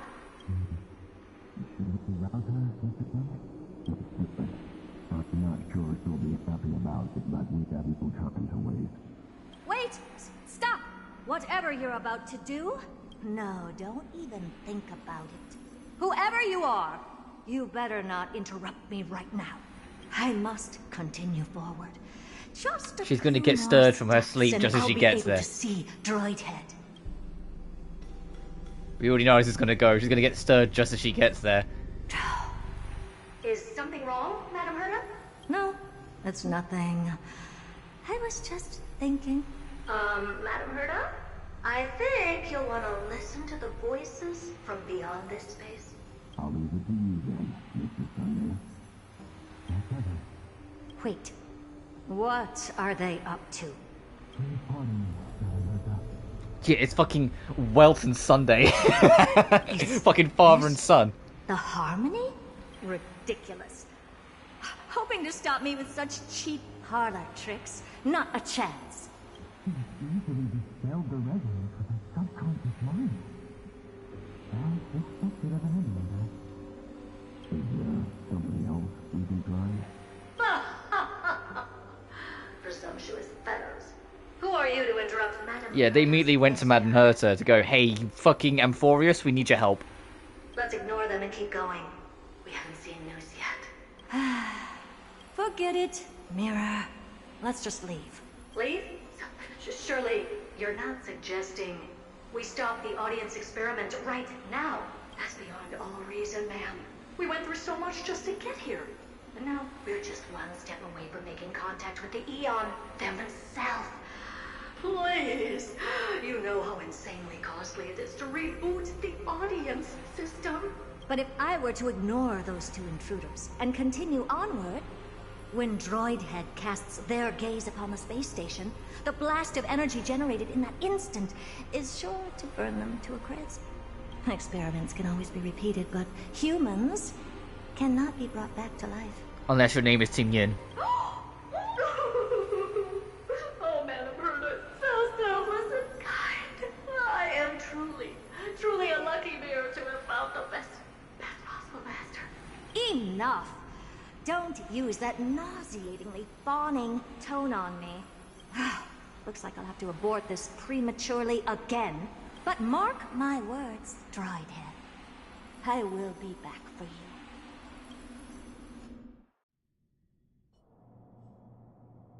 Madam Herta?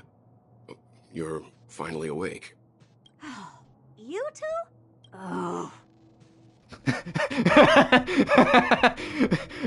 what kind of reaction was that? You two? Oh.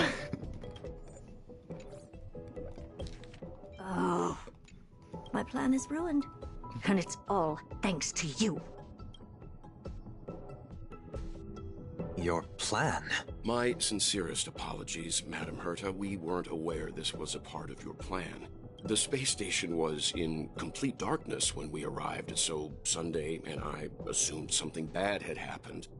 We continued further into the space station, hoping to find the cause of the blackout, and that's when we chanced upon your actual self. How did you get in? The door wasn't locked.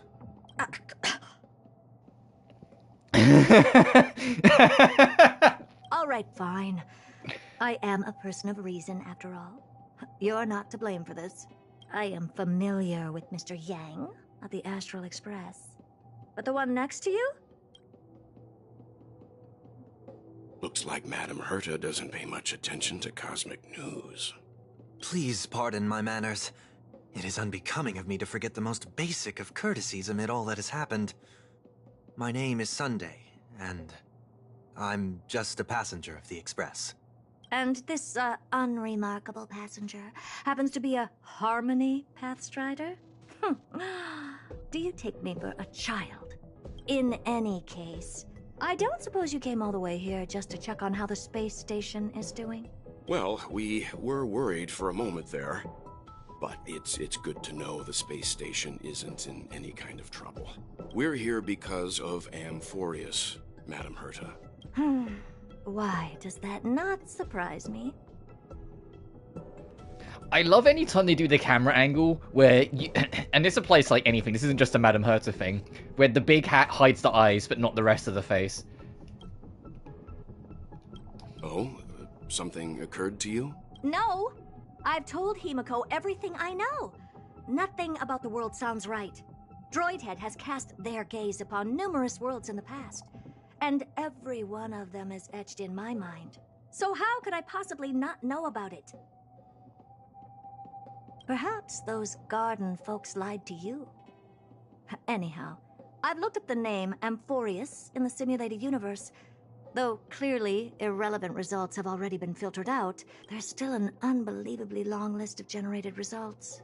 Something about how the divine Amphoreus team will swap out their current crest emblem for one in King Babaru's likeness in the next season. I hope that can be of some help to you. We may as well take a look at it. I still don't get it, though. Didn't the Astral Express already depart some time ago? Is that world so incredibly spectacular that it warrants this return trip? Well, that's because we're caught between a rock and a hard place. If Amphoreus is indeed inextricably entwined with eons, paths, and even the erudition, we're going to need the wisdom of a genius to help us, especially now that we've seen the planet for ourselves. Elaborate a little on this rock and a hard place you're caught between. We've lost all contact with two indispensable companions since they entered Amphoreus. And that's not all. One of our other companions is suffering from a serious and inexplicable affliction. March is suffering because Amphoreus is triggering something within her.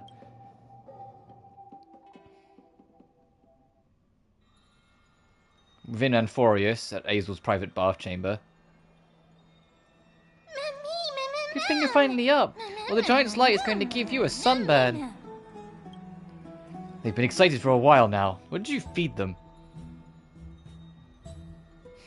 They don't seem to need food. Says who? I'm still a cute and tiny animal, alright? But come to think of it, I don't remember the last time I ate something was... Forget it, you can skip the translation. I can somehow tell that none of the chat is meaningful. It's almost time. The Chrysos heirs should be finishing up their preparations at the Vortex of Genosis. Let's go witness the core flames return when you're ready.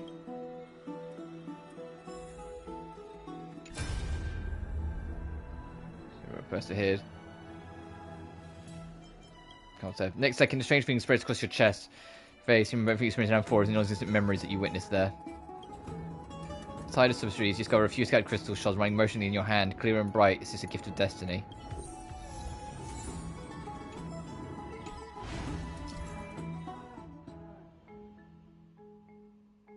Oh, we get 10 free shards every time we click on it. Got it.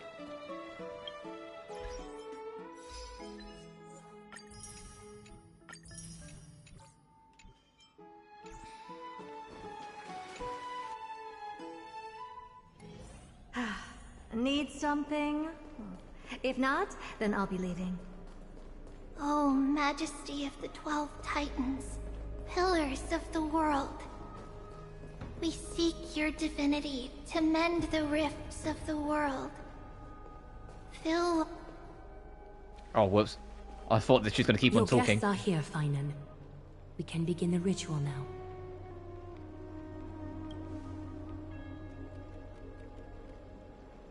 Lord Mighty isn't here yet. It's fine, Miss Caceres. He spoke to me already. I told him he should be nurturing his wounds, and that he shouldn't be worrying about all this comrades once-in-a-lifetime ascension ritual stuff.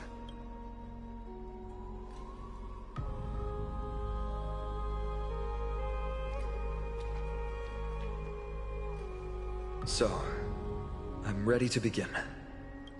Teacher? Show him the way forward.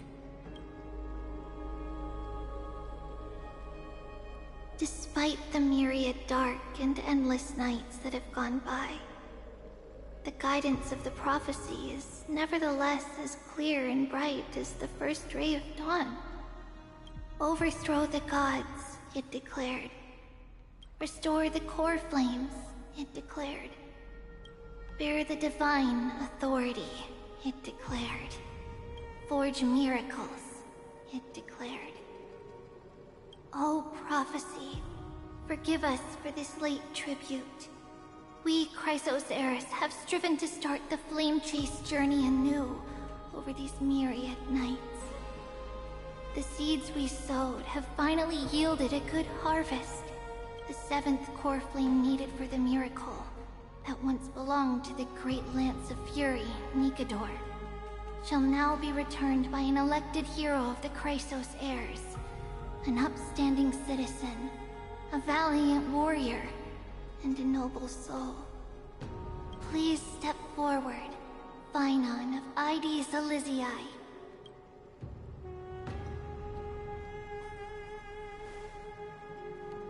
Recite with us. O Majesty of the 12 Titans, pillars of the world, we seek your divinity to mend the rifts of the world. Fill our bodies with blood of gold, till we wither in willing service to the prophecy. Surrender the core flame, Chrysos heir.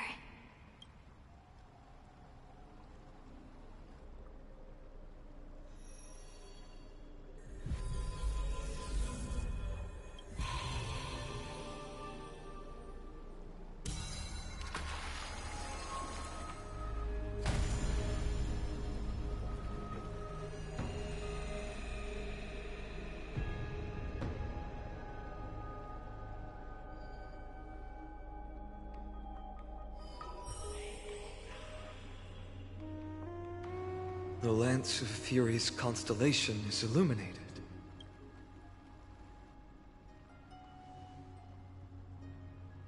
Why is the vortex this silent? Was it also like that in the past? Patience, Finon. Do not make us question this decision. Lord Naius? I'm afraid he's not the person you know, Castorus. That is a manifestation of the prophecy, an echo of the Titan's divinity. It is here to examine the Titan's successor.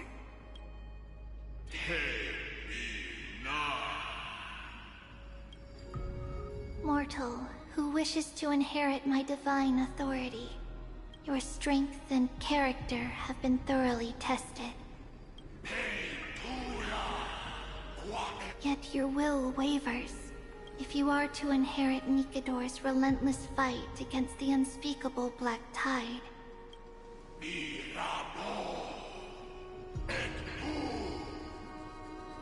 You must accept a trial of divinity.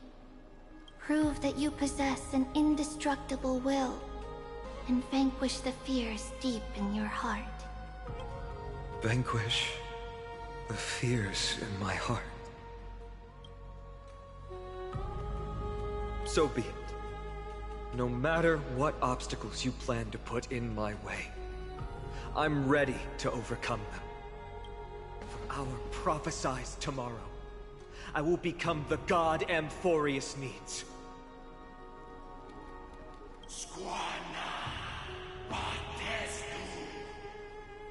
Come with me, Finon of Ides Elysiae.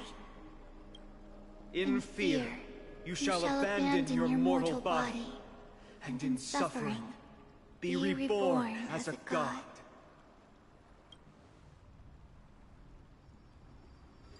Wait for my return, my friends. And please still be a hero, because I did notice the reason why that text was in yellow is because it's kind of similar to something Kevin said in Impact Third, and I think they wanted you to notice that. Lord Finon is gone? He has stepped onto the battlefield, to fight a campaign that can only be won by him alone. All we can do is wait. And have faith. Serious rituals, there's nothing we can do but wait. I don't know about the rest of them, but I don't like to sit by and wait for my fate to be decided. I pray you truly are prepared, Lord Finon.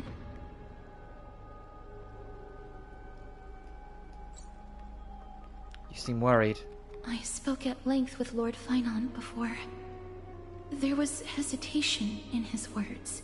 The manifestation of the prophecy must have seen this. It saw Lord Finon's heart wavering. Wherever he is, whatever he is fighting, I pray he makes it through this test.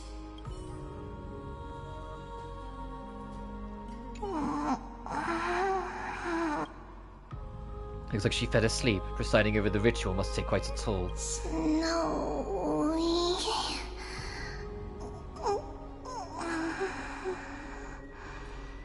Will succeed. Cute. Glaya? Finon steers his own fate. If he can conquer his fear and return as a demigod, we will be one step closer to the miracle that the prophecy promised. You have a lot of faith in him. You must have noticed by now. Every Chrysos heir here bears a flaw of sorts. Be it the curse of immortality, or the constant erosion of their humanity, or... But not Finon. He is a Chrysos heir without flaw, a perfect vessel for divinity. There will come a day when he leads everyone we have left, through the gates of the miracle. Still too late, huh? Oh, Finon said you weren't coming. The constellation of the Lance of Fury is already illuminated. That must mean... The core flame has been surrendered. The Lord Finon's test isn't over yet. The prophecy sent an ambassador. They acknowledged Lord Finon's strength and character, but had doubts about his strength of will. He must conquer his fear and prove himself to the prophecy. I was right to be worried. I want to formally thank you, outsiders. Were it not for your aid, our campaign against Nikador would have been 100 times more arduous. Kremnoans revere strength and military might. But that does not mean we lack etiquette. Mighty, what do you mean when you said you were worried? They don't know yet? That guy has always been tormented by his past. I may not be the right person to tell you about him, but you must know his past if you are to continue fighting alongside Finon. Lord Mighty, please allow me. Very well. Before he was chosen by the prophecy, Lord Finon had everything taken away from him. His home, his family, his close friends. Everything he once swore to protect. He became a hollowed shell in his youth, and the blazing flames of vengeance were the only thing sustaining him. The prophecy gave him a new mission, granting him a new life as a Chrysos heir. But which is more important to him? His new mission, or his desire for revenge? I'm afraid only he knows. No. Perhaps he himself is still struggling to get to an answer. I acknowledge his strength, but fear is something not even the sharpest of swords can cut through. I hope you've toughened your resolve, Deliverer. Only a will as tough as stone can shatter the darkest nightmares.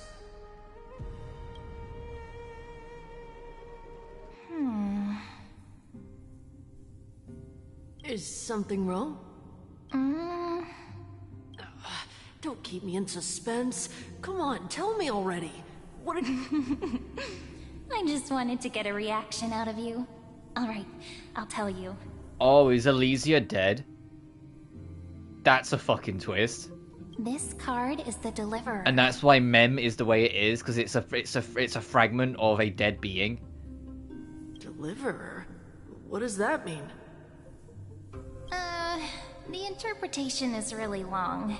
Maybe I should just skip it. All you need to know is, this card means you'll be a hero, worshipped by all. You will protect this world and save lots and lots of people from scary enemies with your sword. Do you like the sound of that? But... What's the matter?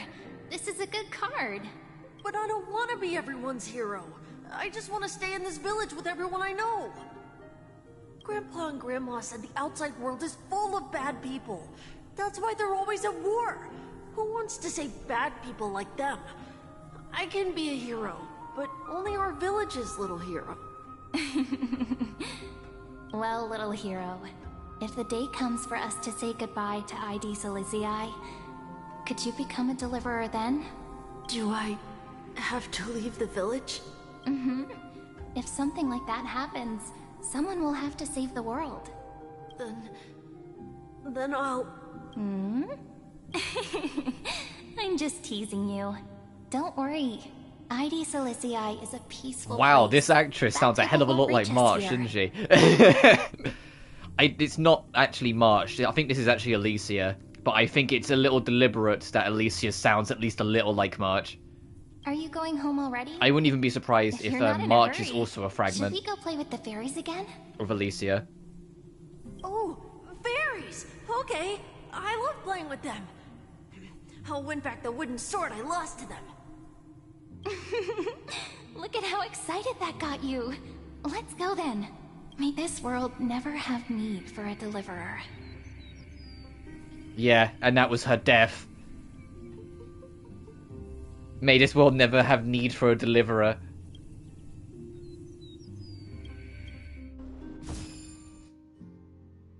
Some system hours ago aboard the Astral Express.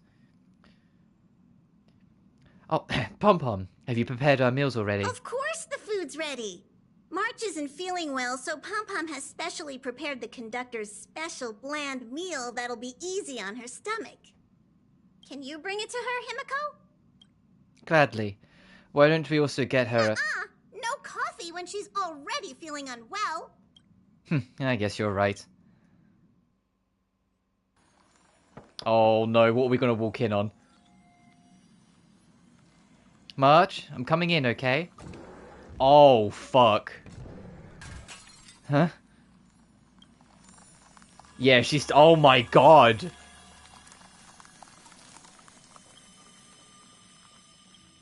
Oh my gosh! And yeah, that's where they end it, though, fuckers! Trophy unlocked, the generations fall like leaves. Something? If not, then I'll be leaving.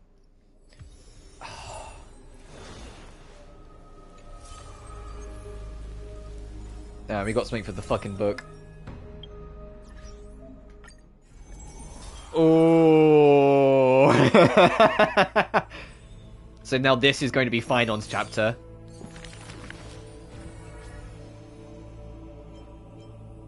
Oh, no, you get to pick. Interesting.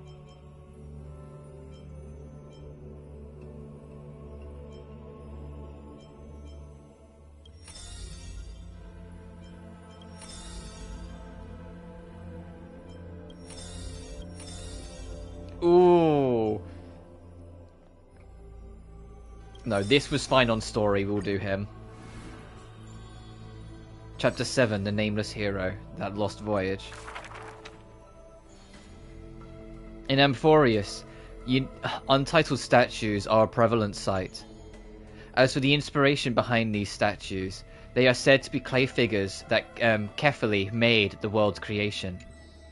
They made clay figures in their likeness, bestowed upon them the breath of life, and allowed the golden divinity of their blood to course through. Thus, the very first mortals roamed the earth, receiving the gods' mercy while realizing the sorrows of this world. In front of the statue, the people of the Holy City beheld a man. Finan of Aides Isolai. He never spoke of his origins, only using this name to nonchalantly identify himself. That's not really his name, is it? People casting sidelong glances at him, their minds swirling with doubt. The man merely responds with a breezy smile, neither confirming nor disproving their speculation. Finan is a soldier, one with divinity coursing through his veins. Responding to the Gold Weaver's rally call, he travelled long and far to reach the Holy City, eager to bring light to the hero's path. Losses are a constant on the flame chase journey, where life too seems as small as a speck of dust. Ballads reach him through the breeze, as though soft voices meant for him, and he responds in kind. No matter. My existence is of little consequence. Aedes Elysiae, the man's hometown, shrouded in secrecy just like his past. Some have searched for this distant village, yet found it neither written about nor passed down through song. In every nostalgic reflection, the man crafted a vision of paradise with his exquisite poetry. Yet within the ancient texts of the Holy City, the history of that frontier village remains more obscure than the days to come. In the far-off future, the land of Amphoreus will bear the marks of the hero's footsteps. With sword in hand, the man will inscribe an eternal mark in the Crisis epic.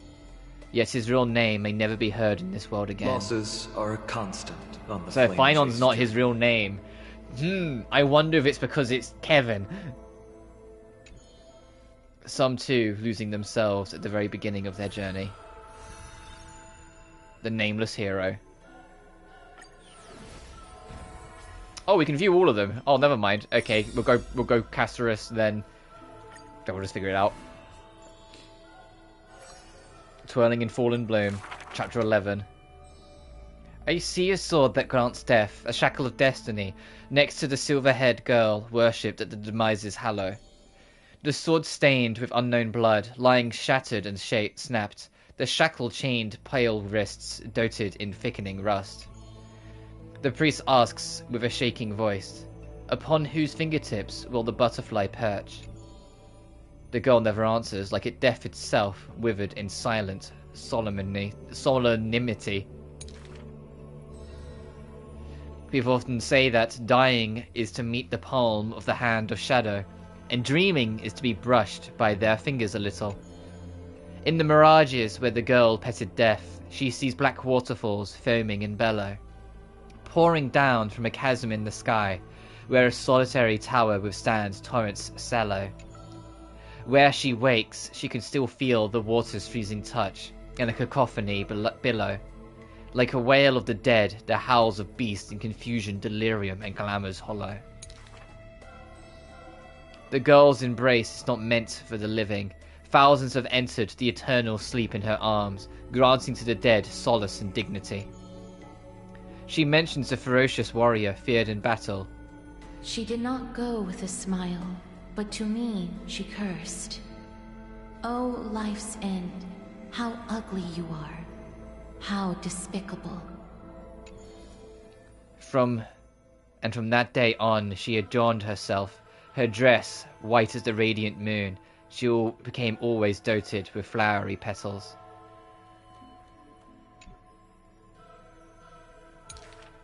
For if death cannot be avoided, So says the girl. I wish it could contain beauty more plentiful.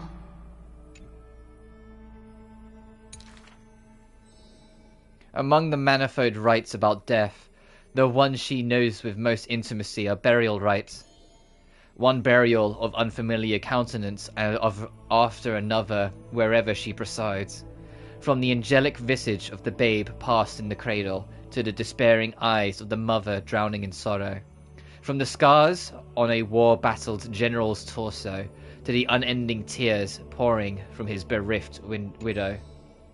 Yet she remembers not a single living human she had seen. Even in the mirror, she thinks her own face strange, with an alien glow. In the countless words buried in forgetfulness, the only thing she managed to glean is the mockery of fate, a sarcastic whistle. Stay alive. When she cast aside the shackles and stepped beyond Idonia, a deja vu most violent seized her whole. Did she perchance conduct some previous escape? Illusions dance across her eyes. She had once drifted in an endless river, then drove her single boat out of the deluge. She had wandered in the battlefield covered in corpses, then recovered the path back to life. Why must she escape over and over again? She now knows the answer and quivers, for it is a ludicrous surmise. The woman embodying death walks this world only because she knows she must stay alive. But alas, at that time she knows not. The death is not the end.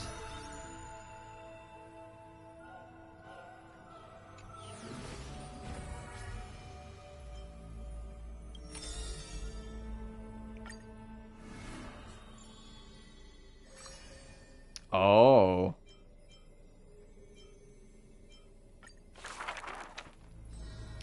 Okima, a city that warriors look back upon before marching towards the battlefield, the holy city, the sanctuary of all citizens. Just as the poet of this city had sung. The epitome of magnificence, unbounded benevolence. And the beauty of the holy city is like Aglaia herself, dressed in finery and of noble birth.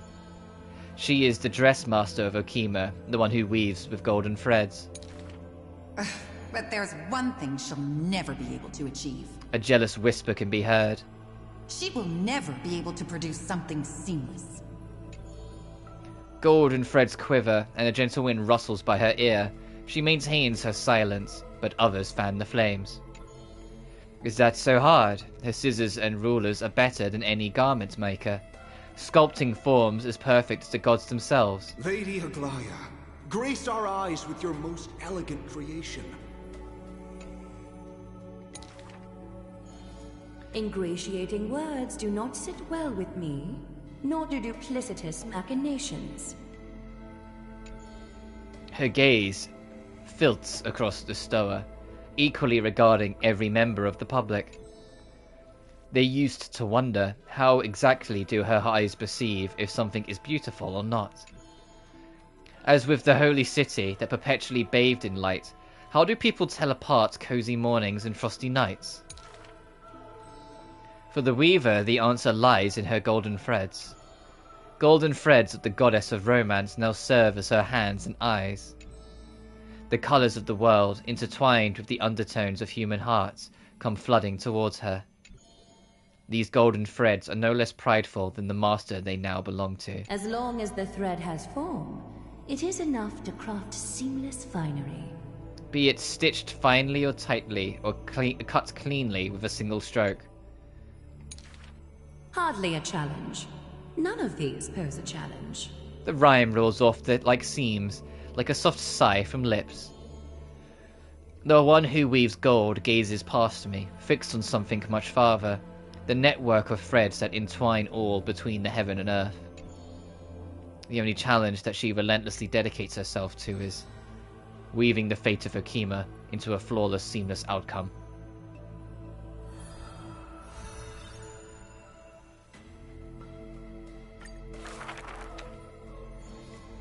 A long line stretched across the square. Merchants, shopkeepers, and even high society elite, all lined up together without distinction. At the head of the line, with the path to Aglaia's abode, is the holy city's fashion trendsetter going to reveal her newest masterpiece?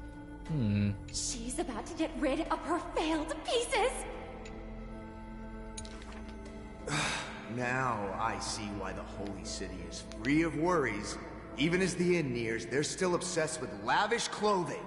New to Okima, a visitor from elsewhere ends up utterly bewildered at the sight.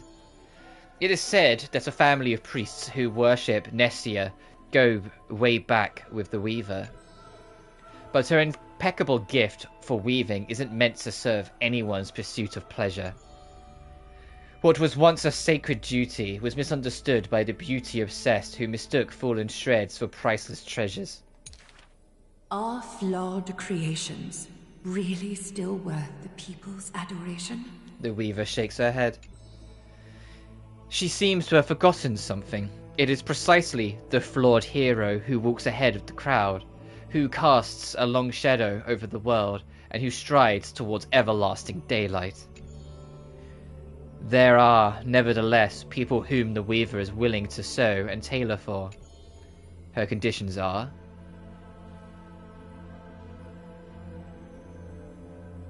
Never mind.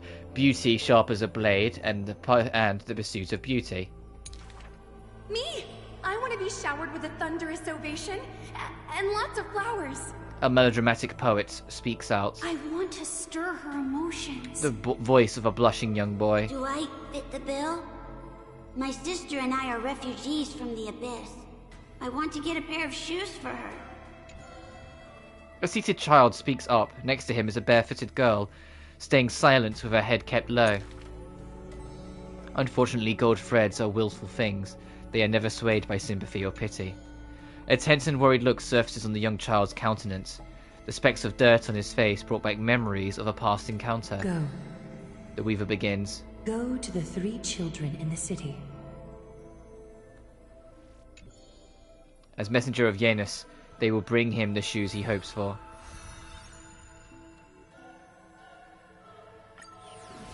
And finally...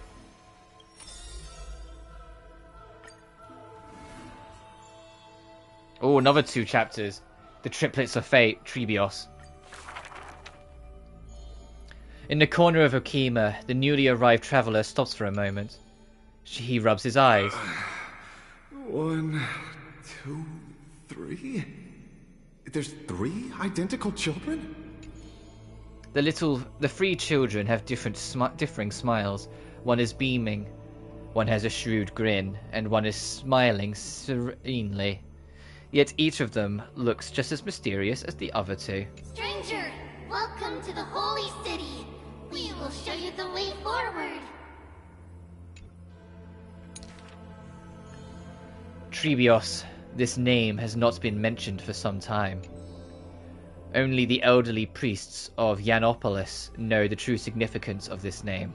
High Priest, please guide us once again as we spread our wings on this long journey. As music from his hometown plays, the smiling children gather around the old man. They wish that the twilight breeze will carry away all tales of sadness. The end times looms like a dark cloud, hanging over the holy city's residents and shrouding them with worry. Hello, do you need our help? Like torches dancing in the wind, the children illuminate the alley. They wipe away the woman's tears, babies sleep amidst whispers. On the windowsill of those in prayer, their light footprints remain. The citizens call them, 3 pillars of Akama. yet they simply shake their heads. There's no need to be so somber. How about we play a game together? Guess who we are? The 3 soared and landed in front of the townsfolk. You're Trian, the old man says. No, we're Trinin. Trainen is the quietest of the trio. Are you Trinin? A young girl asks. Wrong. We're actually Trian. Trian is the most spirited of the trio. Then you must be Tribi. A child shouts. You're right. Good job. Tribi is as enthusiastic as she is adorable. It matters not whether they can tell the trio apart. Of most importance is their sincere smiles. We will show you the path to take. The children fly ahead, guiding the lost back to the main road. So you literally show people the right path to take. You're lucky. You merely took a wrong turn. The child flew before me. It was rare to see them so quiet. However, there are many more unfortunate souls who have lost their direction in life.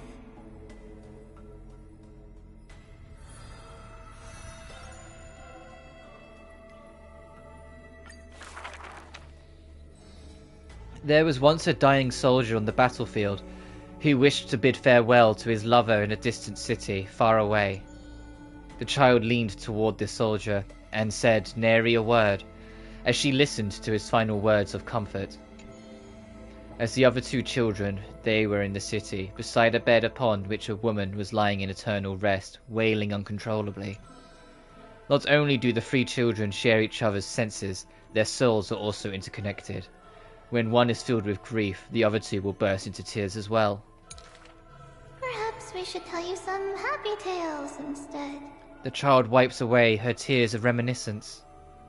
Our greatest talent is performing Amphoreus' nursery rhymes. But those nursery rhymes have been told over and over, that any literate child could recite them by heart. How rude! The child gently flicks her forehead. You should be reflecting on the nursery rhyme author's heartfelt intentions instead. In that lush land by God's chosen, giants raise their glasses in a toast. People commonly see the children riding on enormous flaming torches, looking like shooting stars blazing through the holy city. Dangerous. An old man worriedly wishes the children to stop. Not Trinan. The quiet child shakes her head. That's Trian! The exuberant child raises her hand. Stop nagging. The mischievous child pouts. Can't I just play with something I've created? Every child in the world loves to play, and Trebios is no exception. Every child in the world is afraid of pain, yet Trebios tries to act tough. Initially, there were many more of us. The others have merely gone one step ahead. The children swore they were already adults, yet when they carelessly hit the city gate, they cried out in pain together. The tripartite prophecy is but a distant ritual, and the Christus war a painful dream. As echoes at the gate of infinity occasionally jolt her awake, and the distant travels of her identical sisters sometimes inspire uncertainty within her. A new journey only begins when the previous one comes to an end. Despite time marching forward endlessly, the children always manage to stay true to their hearts. They are all that remains of one another, their senses entwined, their souls in continuation.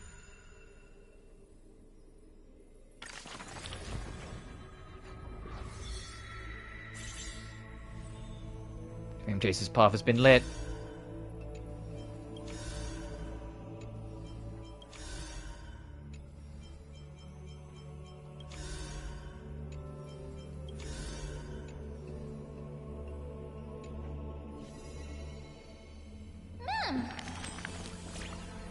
Hey, so I've been wondering, did you used to take breaks during your travels? Some things are beyond my control. Such a profound statement. I feel like Amphoreus' hectic days are winding down. That's fine. Life is all about destined paths and unexpected adventures. There might not be new stories for a while. They'll be in the next update. Great tales take time to craft. I'll wait patiently for this enchanting tales right here in Dreamland. You're coming back, aren't you? Thank you. Listening to Aza always tells story. Always brightens my day, even if it's not a daily trait. I look forward to it. Until next time.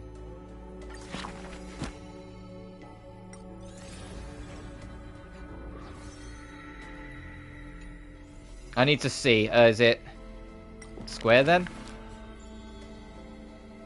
Oh, you can now go back and reread. Awesome. So there's 12 flame chasers, huh?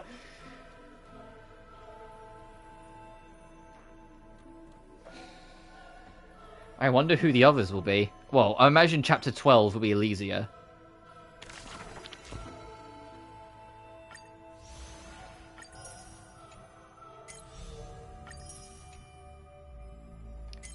What the fuck? What's the point of having this here if you're gonna max it out the moment the plot's ready? All right, let's go through this.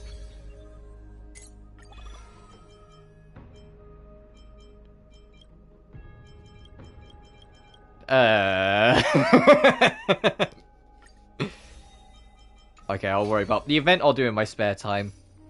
Let me just do the cleaning up everything else. Amphoreus is a very fucking strong start.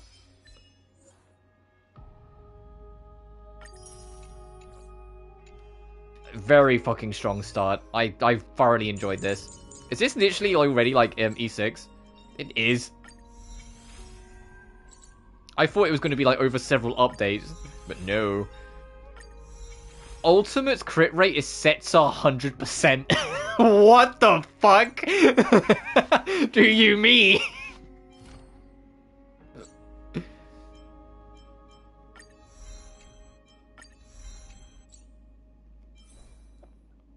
Oof. Oh, yeah, hey, dude. Damn, that is a hell of a buff to Azel. Ultimate crit rate set to 100%. We literally just finished the story, and there's a lot to fucking talk about.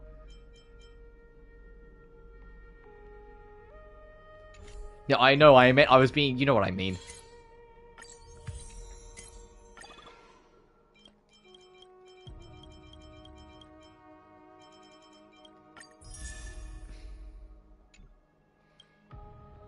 Well, I hope you're doing well anyway. Oh, but for Glio and Trivi want to talk to me. Okay, I'll do that in a minute. I need to, like, kind of talk about my thoughts, because there's a lot to talk about. I will start with... There's four core things to talk about. We've got Finon and what's going on with him. We've got Elysia, now we know what's happened to her and where she is. We've got the Herta and her relationship with the Remembrance. That being very bad. And what that means for my suspicions towards Black Swan. And then we've got March 7th and what's coming of her. So I'll start from the top and work down.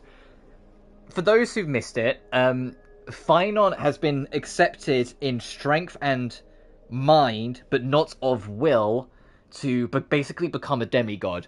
We took down Nikador, the Titan of Strife, and Finon took the core flame, meaning he essentially has the heart and soul of that god.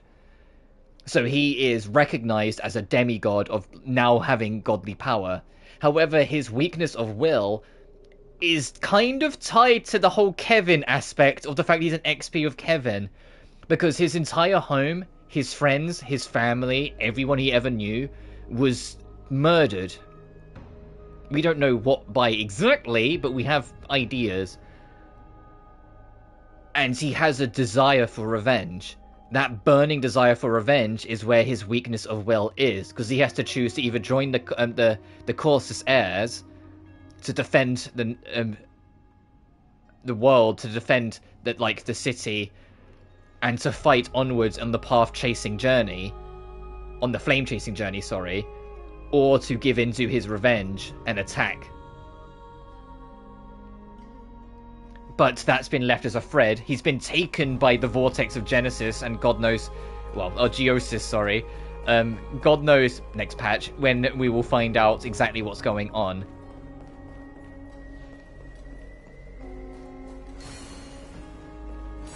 Secondly, Elysia. Elysia in this game is related to Kevin, which is actually kind of surprising, because that's not how it went down in Honkai Impact 3rd. They weren't related at all. They were linked in story, but they weren't related like that. I'll do this whilst I finish my talking. We also learned that Elysia is dead, which isn't that big of a surprise, because I was only ever half joking when I say she's Hoyo versus Jesus. She'll come back. Doing great, managed to get Star Realm Genshin installed and moved on to my HDD. Game matchup again. Awesome. So yeah, so Elysia being dead, she'll come back. But what I wanted to point out, because it's very interesting, is although it's a different voice actress, I can't shake how obvious it felt that the voice actress that voices Elysia has the same accent, same speech pattern, and same mannerism as March. I think that's deliberate. I think, in the same way that Mem, the little pink creature that's with us, is some kind of fragmented existence of Elysia, I think March is as well. But March is just a significantly bigger fragment that became its her own entity, her own being. I think March's real name is Alicia, but she isn't actually Alicia, if that makes sense. She's just a fragment of Alicia. In the same way, like I said, the pink creature with us is also just a fragment of Alicia. And the reason why March is reacting the way she is, we'll get to it, because that's my fourth point, is because she's closer to the other fragments and they're reacting. It's the same reason why Mem even appeared to us in the first place. It's because the fragments are reacting to one another, because they're close.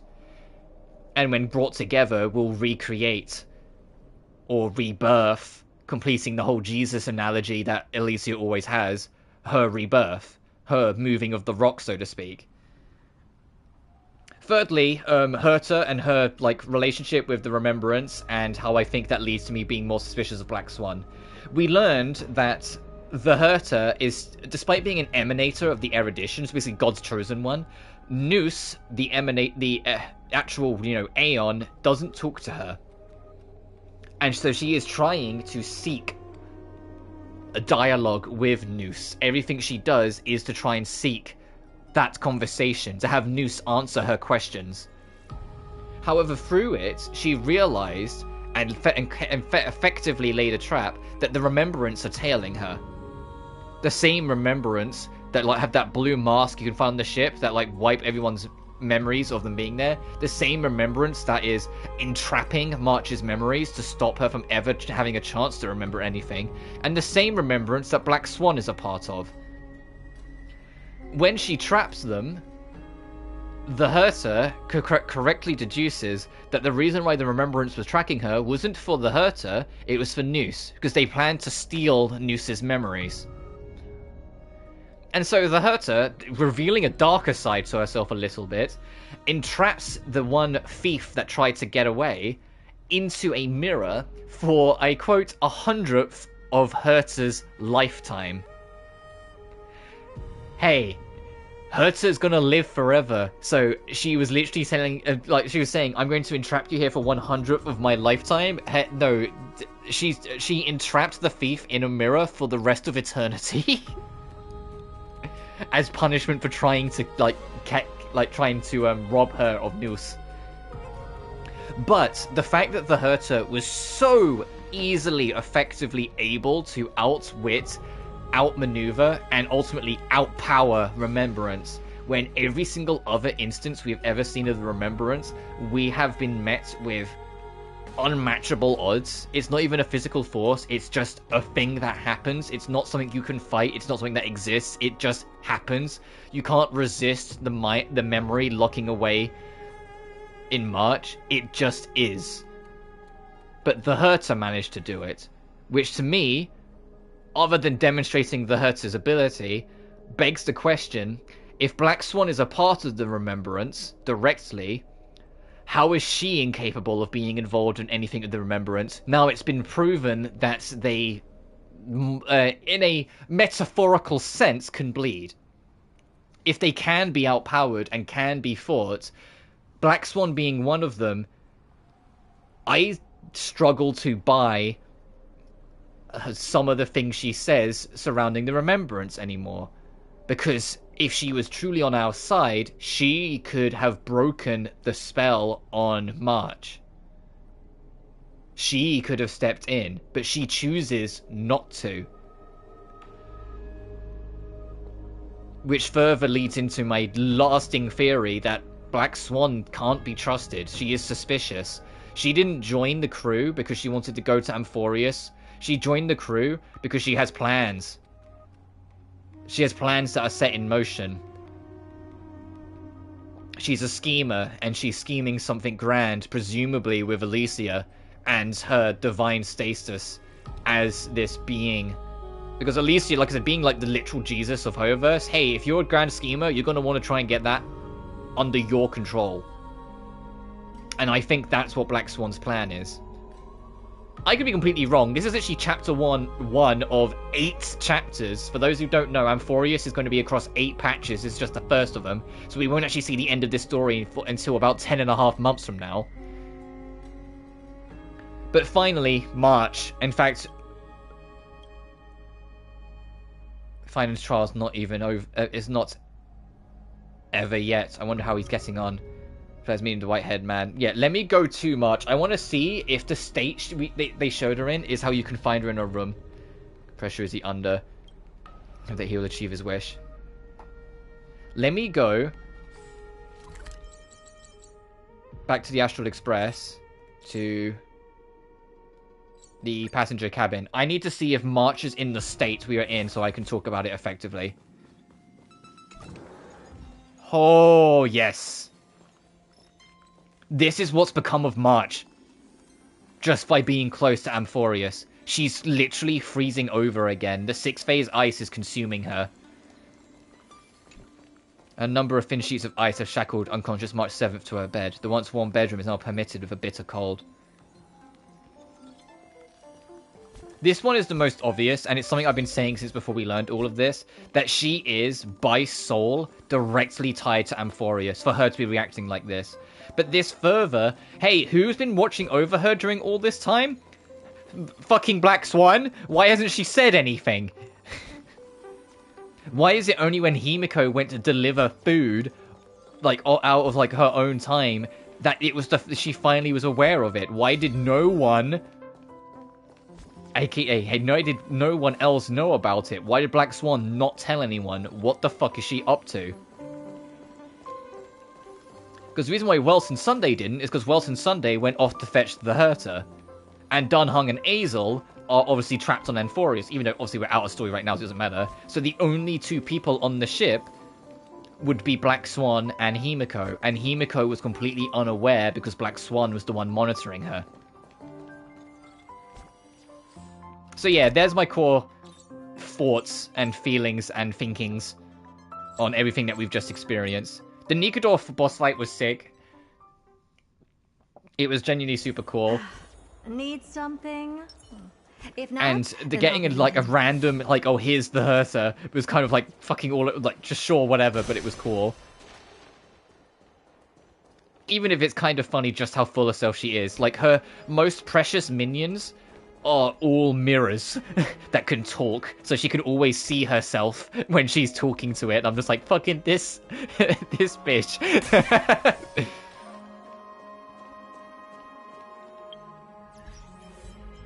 Okay, let's see these messages. We'll see what Lady Aglaya has to say for us. Esteemed guests, are you near Droma's workshop? It seems a commotion has broken out there.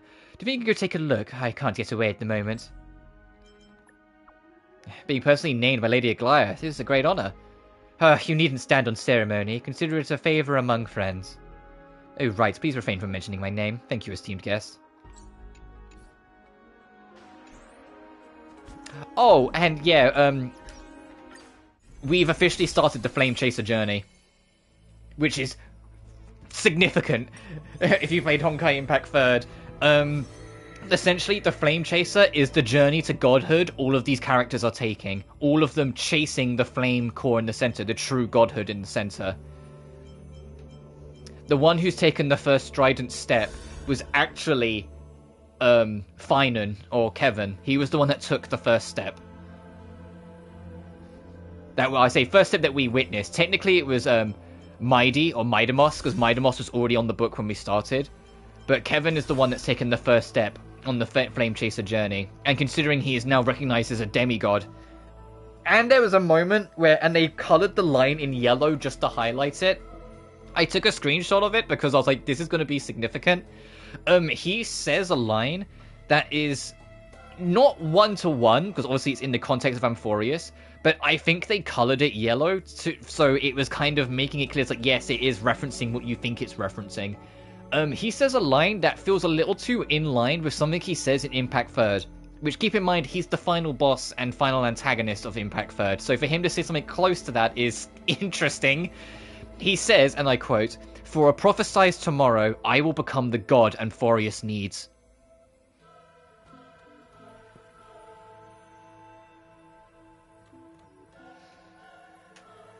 So that does not mean he's going to become the same Kevin of Impact 3rd. In fact, I wouldn't be surprised if he isn't. But he is definitely going to go on a... I have no context for that, by the way.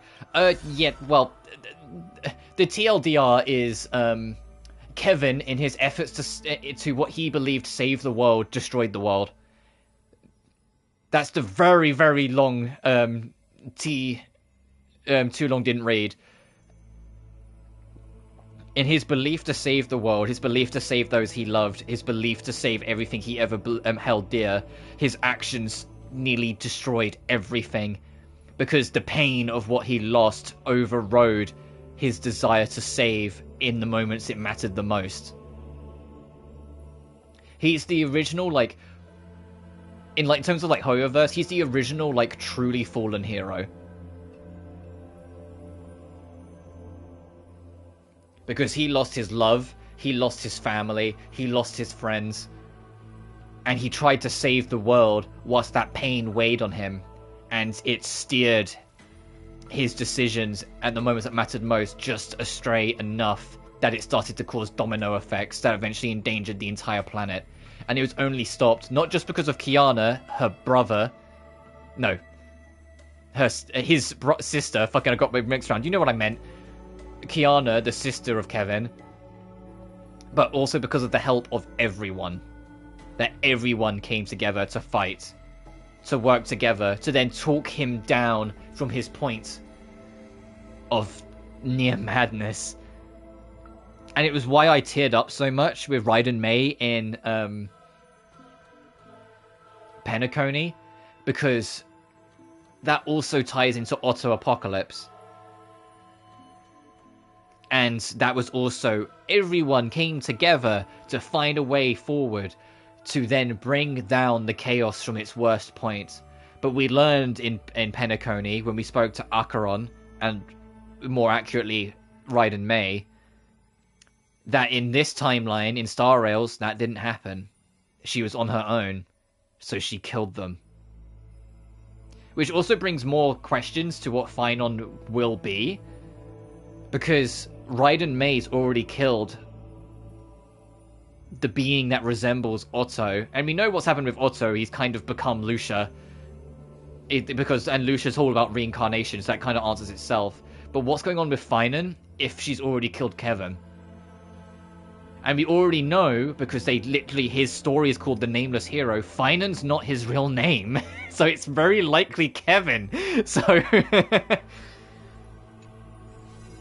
but yes, Amphoreus, I will say though, the biggest thing that, thankfully Amphoreus is, similar to Penacony, extremely well managed in how self-contained it is, that it's more, if you know Impact Third, it just adds extra context, but doesn't take away from the experience, I find.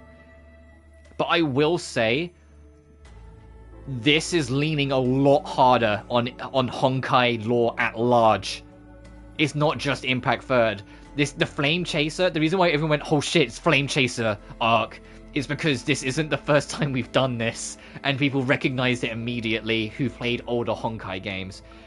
This story arc, I genuinely think, won't be Star Rail, it will be Honkai. In terms of the name's title. I think it's going to be very little to do with Star Rail, and very a lot to do with Honkai at large.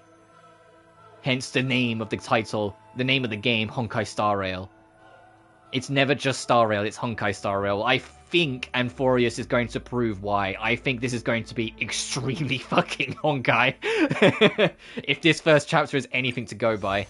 Because the Titans are step-ins for the 12 Blades that Acheron wielded and talked about. The 12 Blades are the step-ins for the Emanators. The Emanators are the step-ins for the Herishers from Honkai Impact Third. It all fucking ties. You know? It all ties back together. It's gonna be a journey. The next 10.5 months as each patch comes out, it's gonna be a fucking journey. And I'm ready. Because yes, I have to once again reiterate, it's 8 patches, so we have another 10.5 months of this. Little Grey, are you free right now? Yes, on my way. How did you know I was about to grow mold from boredom? Just send the word, I'll teleport over there immediately. No rush, just a little favour we'd like to ask. When we woke up today, our favourite book was gone. We couldn't find it anywhere. Trian is about to cry. Trian did not. Oh me, oh my. At this point, we may have to find a diviner to help. Aren't you girls diviners? It's not the same. Different fate titans bring different prophecies.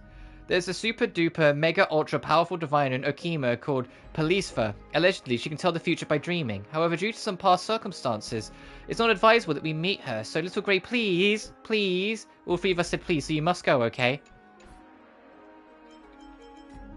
Alright, I guess I got things to do.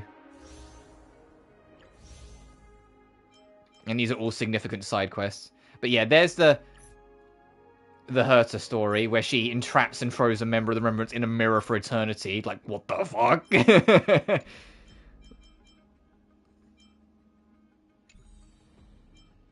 Yeah, the heroic side of Flame Chase, the journey will continue.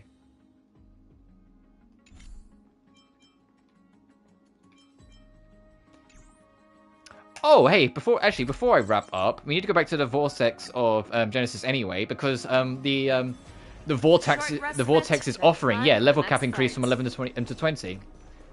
We can now. There's another sigil on the journey. We can enhance this and get more rewards. But this stream ended up being longer than I thought it was going to be. When we fought Nikador half an hour in, I was like, oh fuck, the stream's going to be like less than an hour. But thankfully, no. There was a lot of story to come afterwards. Which, to be fair, for like considering this is going to be 8 patches. How long was that across all the streams? Let me just quickly count. Oh, like, across all of Amphoreus. 3, 6, 9, 12, and this is about 2 hours. About 14 hours for Chapter 1? That's not fucking bad going.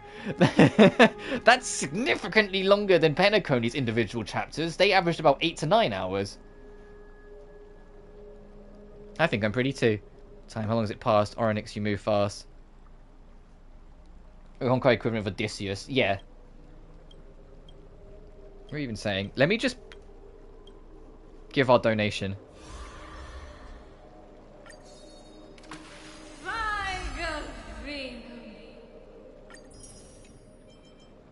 Oh, what's this on the end? Empyrean Gaze, a treasure gadget tool that can be used indefinitely. After use, one basic treasure location will be displayed on the Amphoreus in maps. Oh, hey, so if you don't have Herta or Topaz, you're still not entirely fucked in trying to find all the treasures. You just need to max out this for now. Originally, Aquila didn't have 100 eyes, but countless ones like the stars. Unfortunately, Zagreus took a keen interest in Aquila's eyes and stole many of them.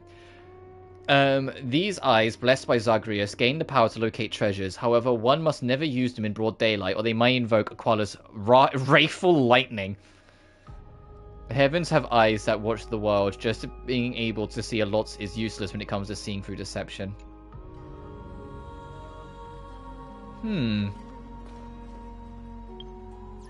But yeah, we're finally all caught up. This stream, I said before, today's stream would just be a bonus we haven't done. And I'm glad I didn't try to like push to finish it yesterday, because I didn't realize it was so much more to do, and I would have wanted, like I did, to stop and talk for a bit about everything and what it all means. But I am fascinated about where this is going to go. I genuinely am. And the thing is, what's nice, and I have to make the comparison, and not to like dog on that game a little bit, but I have to make the comparison a little bit. Genshin went from a 10 out of 10 story to like a 6 out of 10 story with Fontaine to Natlan. So there was a smidge concern for me that it could risk not reaching the expectations I had after Penacony, and so far it's risen to it. And I think they did it the best way possible. Despite how long this chapter is, it's by spacing it out. To not make it that the whole story's told in 3 patches. Which is how they've done, like, every other story. To make it be told over 8 fucking patches is insane. But so far, they've held up to it. This is a fascinating story. There's a lot to learn. There's a lot to go.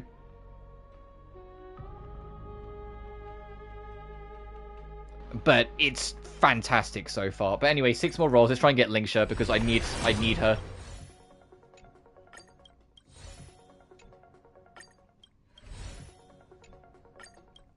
Oh no. I hate ratings anyway. I was just making like a comparative sense. If you want me to do ratings, Penacony's a 10 out of 10, Fontaine's a 10 out of 10. But when I say I'm not just counting story, If it's just story on its own, sure, I'll be a bit more varied. I'm counting like the entire world or region respectively. Fontaine is a goddamn treat to explore. It's my favorite region to explore after Inazuma. But Inazuma was let down by a horrendously rushed story, whilst Fontaine's story held up. Which is why, for me, it's a 10 out of 10, because I love it. And the same with Penacony. I thought all the areas of Penacony were fascinating. I think the only thing that knocks it down is the thing that's optional anyway, so I kind of like, I'm choosing not to count it for my own scoring system that I make up. And that's like the fucking school. The academy that you go through, the rapper story. That's... That whole thing of the academy is so fucking bad.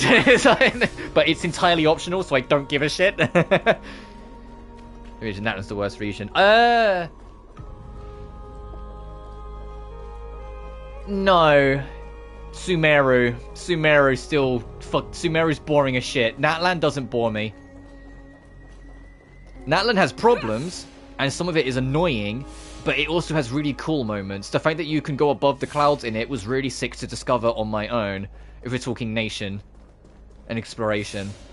Being able to manipulate the creatures to find different ways to climb up walls, warp around and whatnot, that's fun. Sumeru actively made me want to get away from that fucking region by the end of its lifespan. No region has made me feel that way.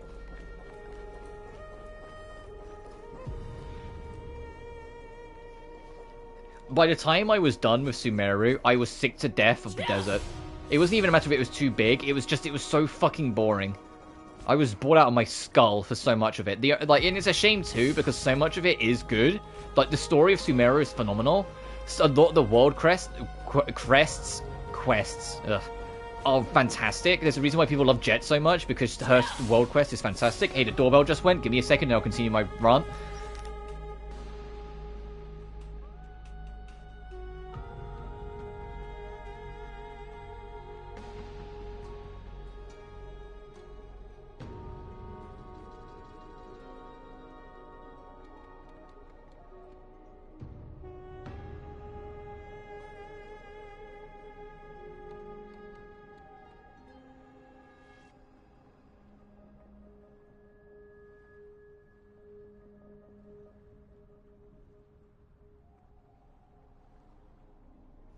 And then, that's not even acknowledging the jungle half of Sumeru, which is really annoying to navigate because of how fucking vertical it is, but not with any kind of mountainous help. It's just trees.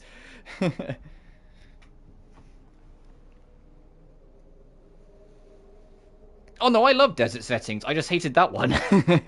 My favorite levels in most Sonic games are the desert levels. Like, it's just that one's... it wasn't for me. But this, so far, Amphoreus... Firstly, it gets the medal, for now, of not only having the largest individual maps in Star Rail, but the most consistent quality. I don't have any complaints with any of them. They're all fair size. They've all got a good balance of combat, story, and puzzles as you explore through them. The puzzles are simple and easy to figure out, but don't spoon feed you everything. You still got to, you know, do a little fucking work to figure bits and pieces out.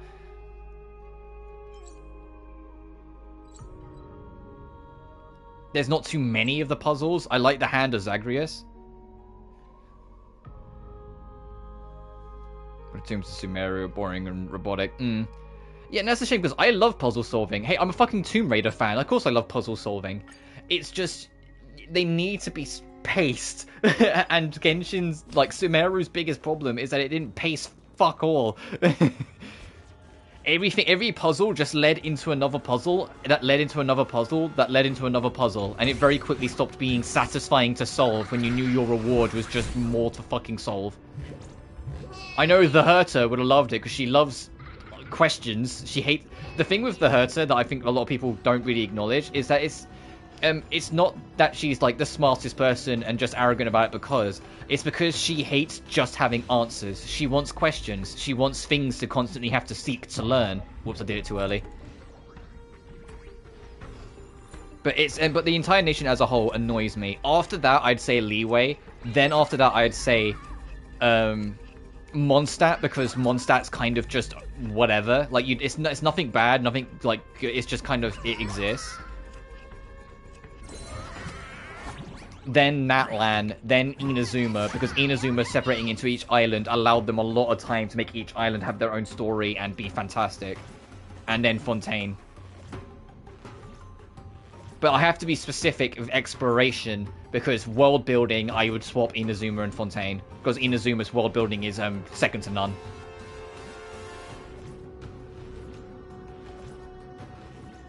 I was wondering who could put in such an uninhabitable place. I guess seeing you here, it all makes sense. You're allowed to be here, but I'm not. Relatively bland. But that's what I mean. Like, I put it middle of the road because it is middle of the road. It doesn't do anything special because all the areas that are special to it aren't in the game. Like the Black Manor and the path up to Karnria and the Black Cliff Forge. Like, all that shit's not in it yet. So all we've got is just kind of like, it's alright. It's just a giant field, a little cliffside, and a big tree. Cool. Love Mondstadt. I've just described it in like, no one even remembers the little forest that you go through at the start before you get to the Mondstadt city. No one. And it's literally like the tutorial zone. Anyway, Bartelos is moaning again. So let's just go beat him up. But as for characters, as like where we're going from here, as in like characters I'm interested in and characters I might roll for and what ones I won't. Curiosity. I'm not rolling for Aglaya, nor am I rolling for Tribi, nor am I rolling for Mide. I'm waiting the long run now. Helpless as ever. And it's going to be interesting. It's going to be whoever comes first between Castoris and Finan. And the reason why I say that is because I think Elysia is going to be last. I think Elysia, we're going to have to wait until, like, next summer. I think we're going to have to wait a very fucking long time before Elysia is playable. I think she'll be, like, the last character added to Amphoreus, as in playability. Assuming she is made playable. They might say Elysia is too, like, high profile of a character to be made playable right now and might keep it for later. 6 Natlan. It's funny how we have near opposite opinions. Because I think Natlan has a lot of highs. The problem with Natlan is it has a lot of highs and a lot of lows. But the highs carry it enough that I don't mind a lot of the lows. I say that, I've also kind of reserved judgment a little bit. Because Natlan's nation isn't finished. We're still missing the volcano. And so, although I doubt it's going to change my perspective too much, you know how it is. I don't want to really give, like, conclusive final thoughts if the volcano suddenly ends up being something that blows my mind. Also, where is that last treasure chest? This is pure genius in action. Oh no, I have got everything. Okay, I guess beating the spirit counted as a treasure then. I'm just gonna, like, whilst I, like, yap and talk about stuff, I'm gonna, because we still, let's say, we finished the story kind of early, so whilst we're still going.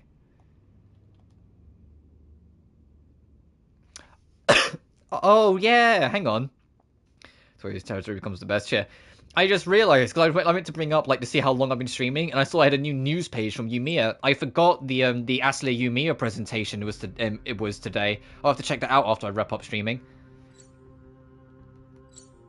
See what new news has been announced for it. They specified it was Yumiya directly, and it makes sense because the game's out in about 2 months, so this will probably be like the last big showcase. Take a look. This is pure genius in action. Okay, there's some in there.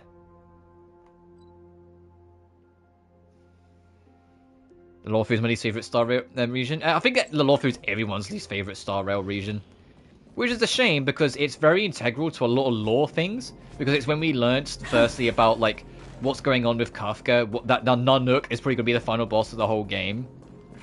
The problem was that the actual story it had in itself was just kind of there.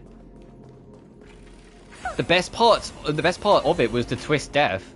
Well, literal neck twist death, because it caught everyone out by surprise, because you just don't expect that to happen. Okay, so there's treasure chests in here that I missed? Somehow I can believe that. Take a look.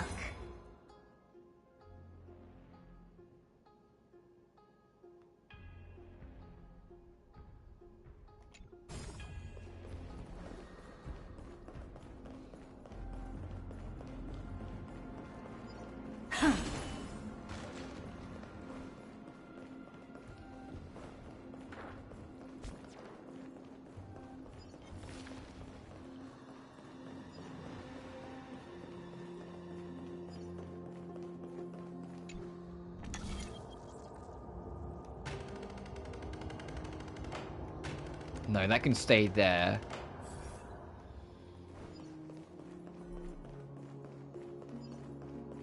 Carrying the ship.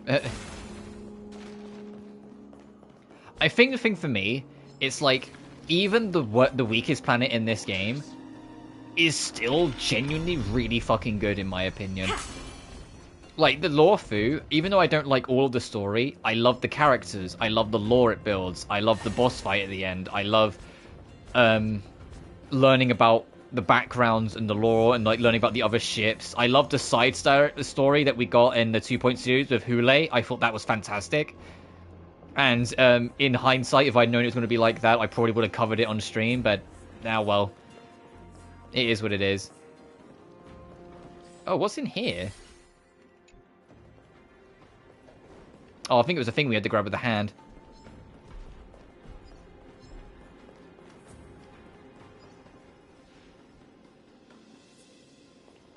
Oh, I'm focusing to complete it fair. But the fact that it's like that, it's like... The fact that it's like that, I mean, in terms of, like, I still think it's really good despite that, should be a high testament to just how good the rest is. Or just how phenomenal I think the rest is. I think Eurilo 6 is phenomenal. I think Penacony is fucking phenomenal. The only thing that, like, stops Penacony from...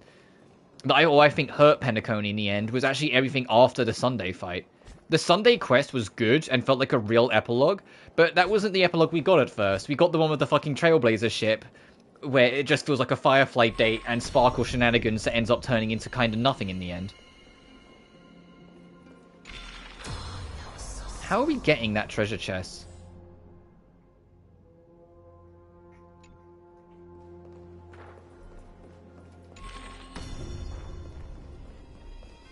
Yeah, because it's not there during light mode, so I need to figure out how to get there during dark mode.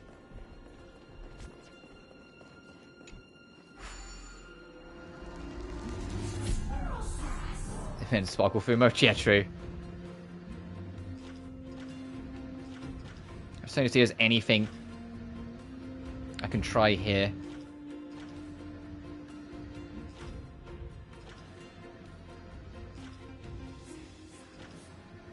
Oh, making a bridge over here could be worth doing, at least.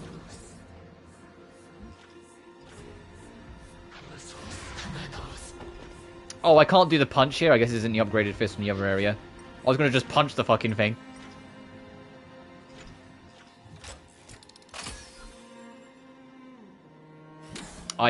Fuck. Try out Civ. Alright, so where did that go when I put that down? Oh, that's on the floor above. How the fuck do I even get up there? That's the real question.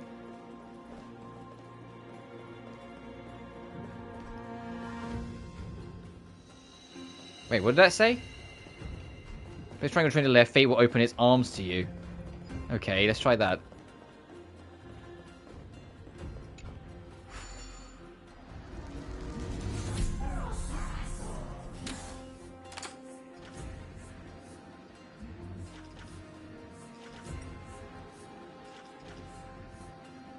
That's a ball. Where's the triangle? Unless it's in the other realm, and it's here, and that's why it's sparkling. It might be in the other realm. Let me disengage and flip.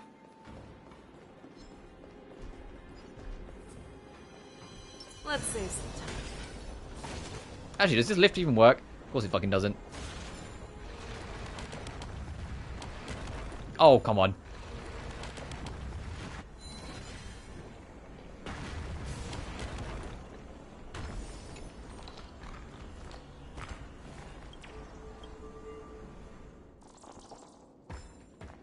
Oh, and I read that.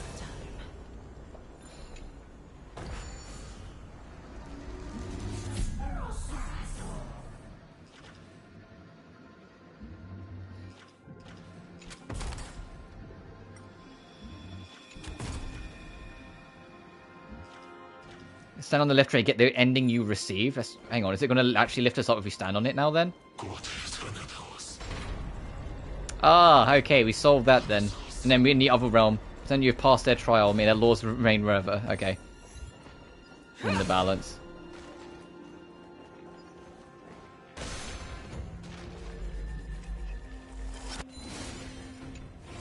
Is it going to go all the way to the other side?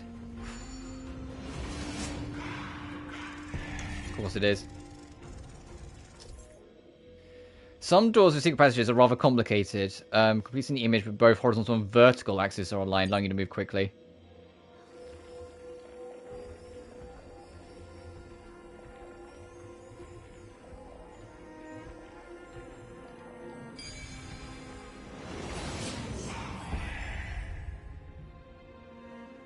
Wow, impressive. Alright, Facial. I feel like every time she does that, I'm being mocked. I know she's being serious, but it just always comes across that way. She's like, wow! Like, alright.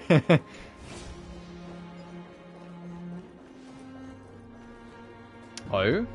Is this going to open a path in?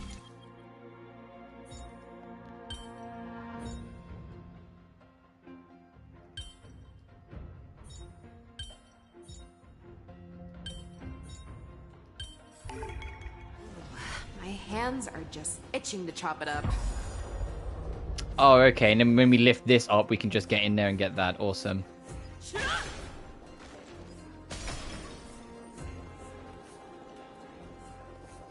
Okay, that just goes back to the other side. Got it.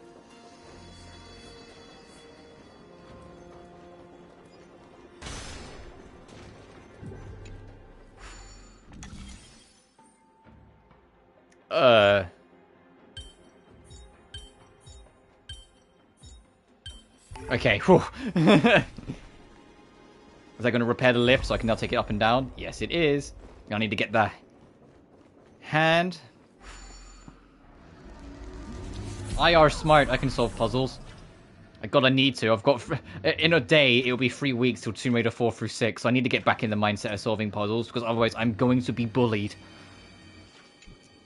Because Tomb Raider Last Revelation is next, aka Tomb Raider 4. And that one... is one of the most infamous ones when it comes to its puzzles, because they're deliberately extremely obtuse. And the reason why they're like that is because they didn't want people beating them in a weekend.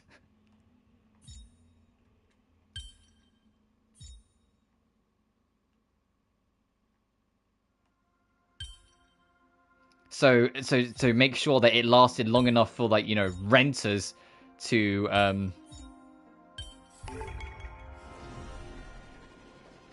not finish it in time, so you'd have to buy it. They made the puzzles really awkward.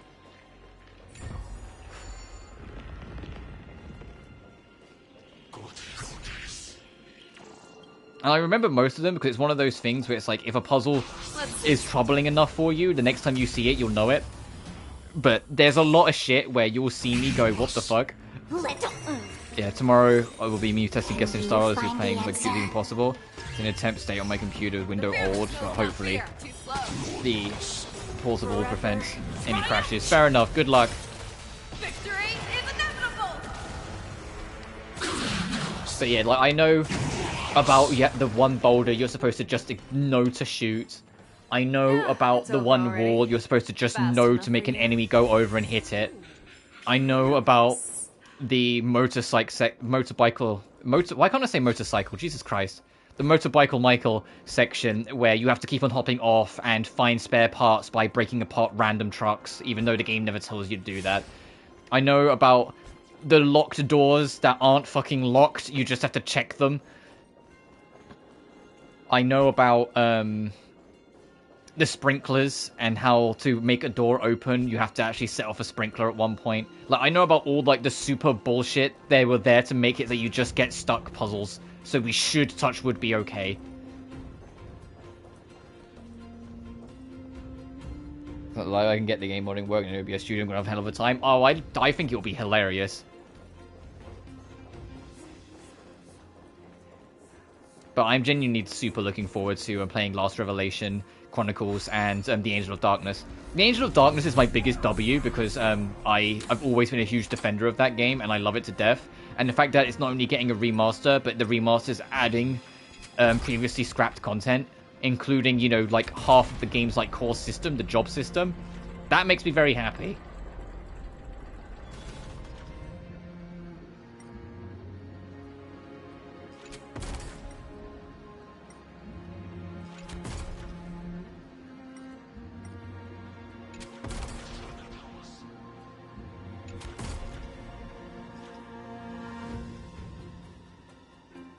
Tomb Raider is peak you content. Oh yeah, because it's just me really happy playing a game I like, or like a franchise I hold very near and dear to my heart. The only one that'll be interesting, I think, for like, in terms of like different thing, is that I've said it many times before, but it always bears repeating. The only Tomb Raider game I don't like is Tomb Raider Chronicles.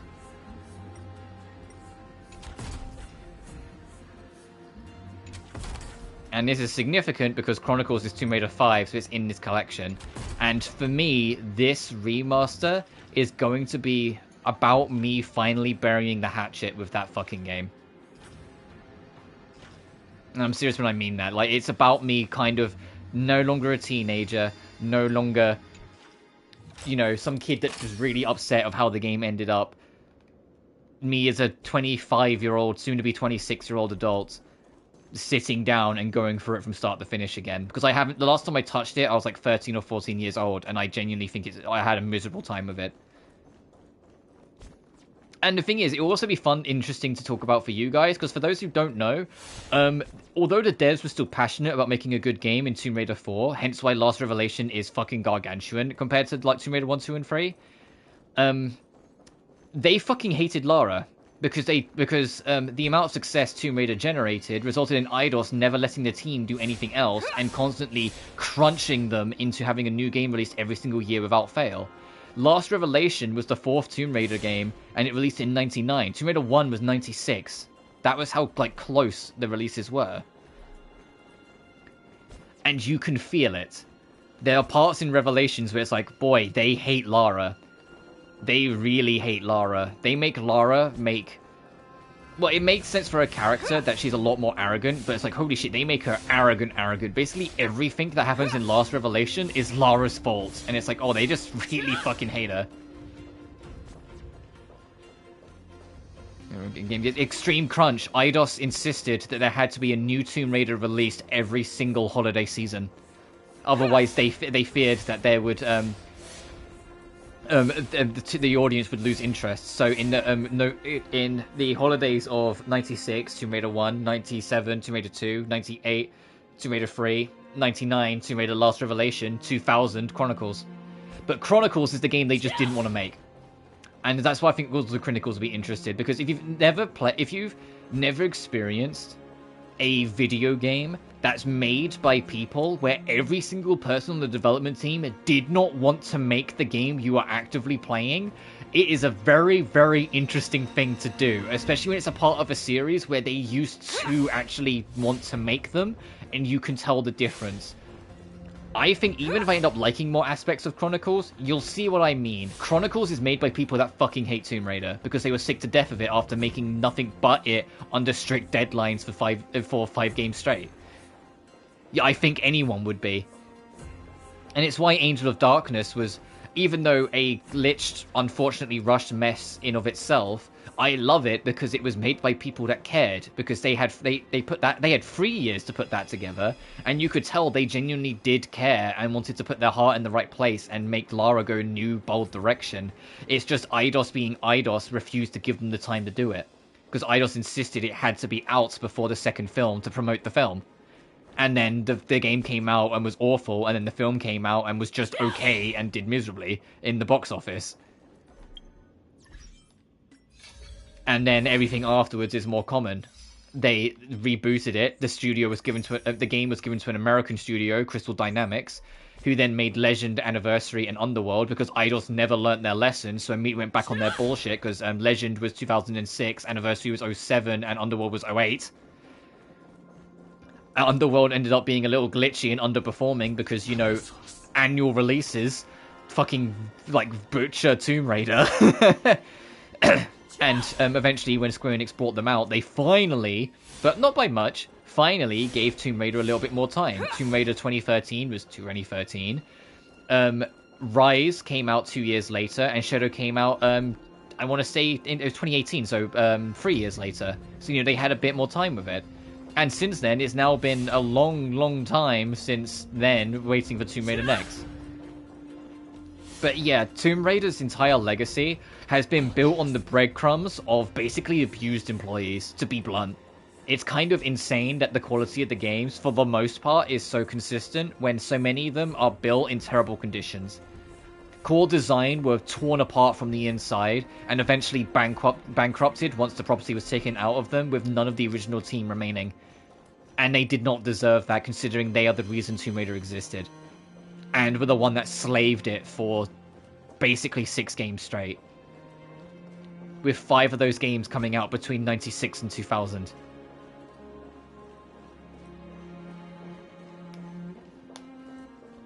The only member of the team that persevered is the actual creator of Lara himself.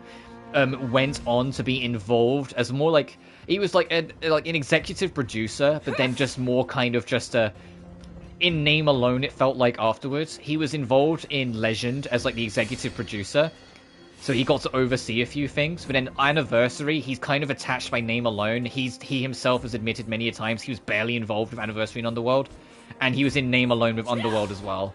But like after that, it was him. But yeah, the original core design, none of those team core design doesn't exist anymore. That team bankrupted because Eidos was done with them. And that was the end of the road, and it's a tragic story. But it's also why it's so important that 1, 2, 3, and now 4, 5, and 6 got the remasters they are. And that Aspyr have gone so out of their way to really acknowledge and highlight all the names of the people who behind core designs and the work they put into these games. Like, if you go through the credits, they make a point in all the credits for all the remastered games to really, not only, credit the original team, but highlight their talent, hard work, and labor, because they went through hell. I'll never fucking forget watching the documentary that they had with the devs, and then them showing the footage whilst, one of the devs was explaining one of the most, awful fucking stories you could ever, never hope to have to hear or wish on anyone. Was one of the devs having to do a phone call to his wife to explain to her that he wouldn't be home tonight because of the crunch to try and get it done. He'd have to pull an all-nighter. Him putting the phone down, collapsing his his head into his hands, genuinely fucking miserable that he can't be home with his wife and child. When he finally lifted his head up, realizing a fucking press camera was watching him the entire time. The moment I found that out, I was like, oh my fucking god. Core Designs did not deserve the hell they fucking went through. At all. It is so viciously vile what they went through, and it's always been I love their games, but it's what I mean, but it's it will be interesting showing you guys, if you've never seen it, Chronicles, because Chronicles was made at their absolute worst. They fucking despised everything to do with what they were making, and it shows in the game.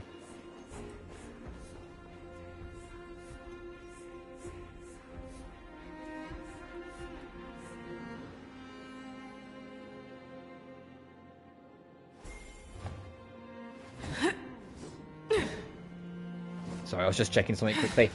But yeah, that's what I mean. I think it will be fun, though, to go through them, but it's just, if you, look up documentaries about it and, watch things about it, Core Designs had it rough, and it's why I still hold so much respect for them, because they made, in my opinion, even if I said, Chronicles is the only game I don't like, they still made 6 very solid games that, especially in Tomb Raider 1's case, were foundation blocks that went a huge distance in innovating 3D games.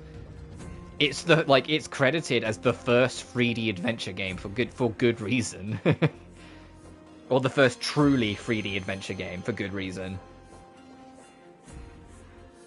They achieved, that little British team of fuckwits achieved something immaculate. But I digress. We've solved most of the puzzles here. I'm going to work on the rest in my own time. I've gone on enough. This stream ended up being another 3 hours, which wasn't my expectation. I thought it would be to be honest, I thought it was going to be an hour and a half. Especially with how quickly we fought them, Nikador. But yeah, that will do from me. Tomorrow, well, technically, it's this afternoon. It releases at 3 PM my time, and it's 1 PM now, so in 2 hours. But I'm not going to stream it today, because this stream went on longer than I thought it was going to. And tomorrow's, when it'll be, by the time it reaches tomorrow, my time, it will be out worldwide anyway. We're going to start Ender Magnolia, the sequel to the Ender Lilies, which I'm very much been looking forward to ever since we played Ender Lilies, because that was a really fun Metroidvania. So, I will see you guys for then. As always, thank you all so much for watching. Remember to like and subscribe if you haven't already. It genuinely really helps the channel grow. Additionally, you can find my BlueSky and Patreon in the description of every single video to support more directly. And lastly, consider joining the membership. And 6 days resistance comes. Oh yeah, consider joining the membership, where you can get access to 4 unique emotes. But until then, you guys take care now. Peace. Take a look. This is pure genius in action.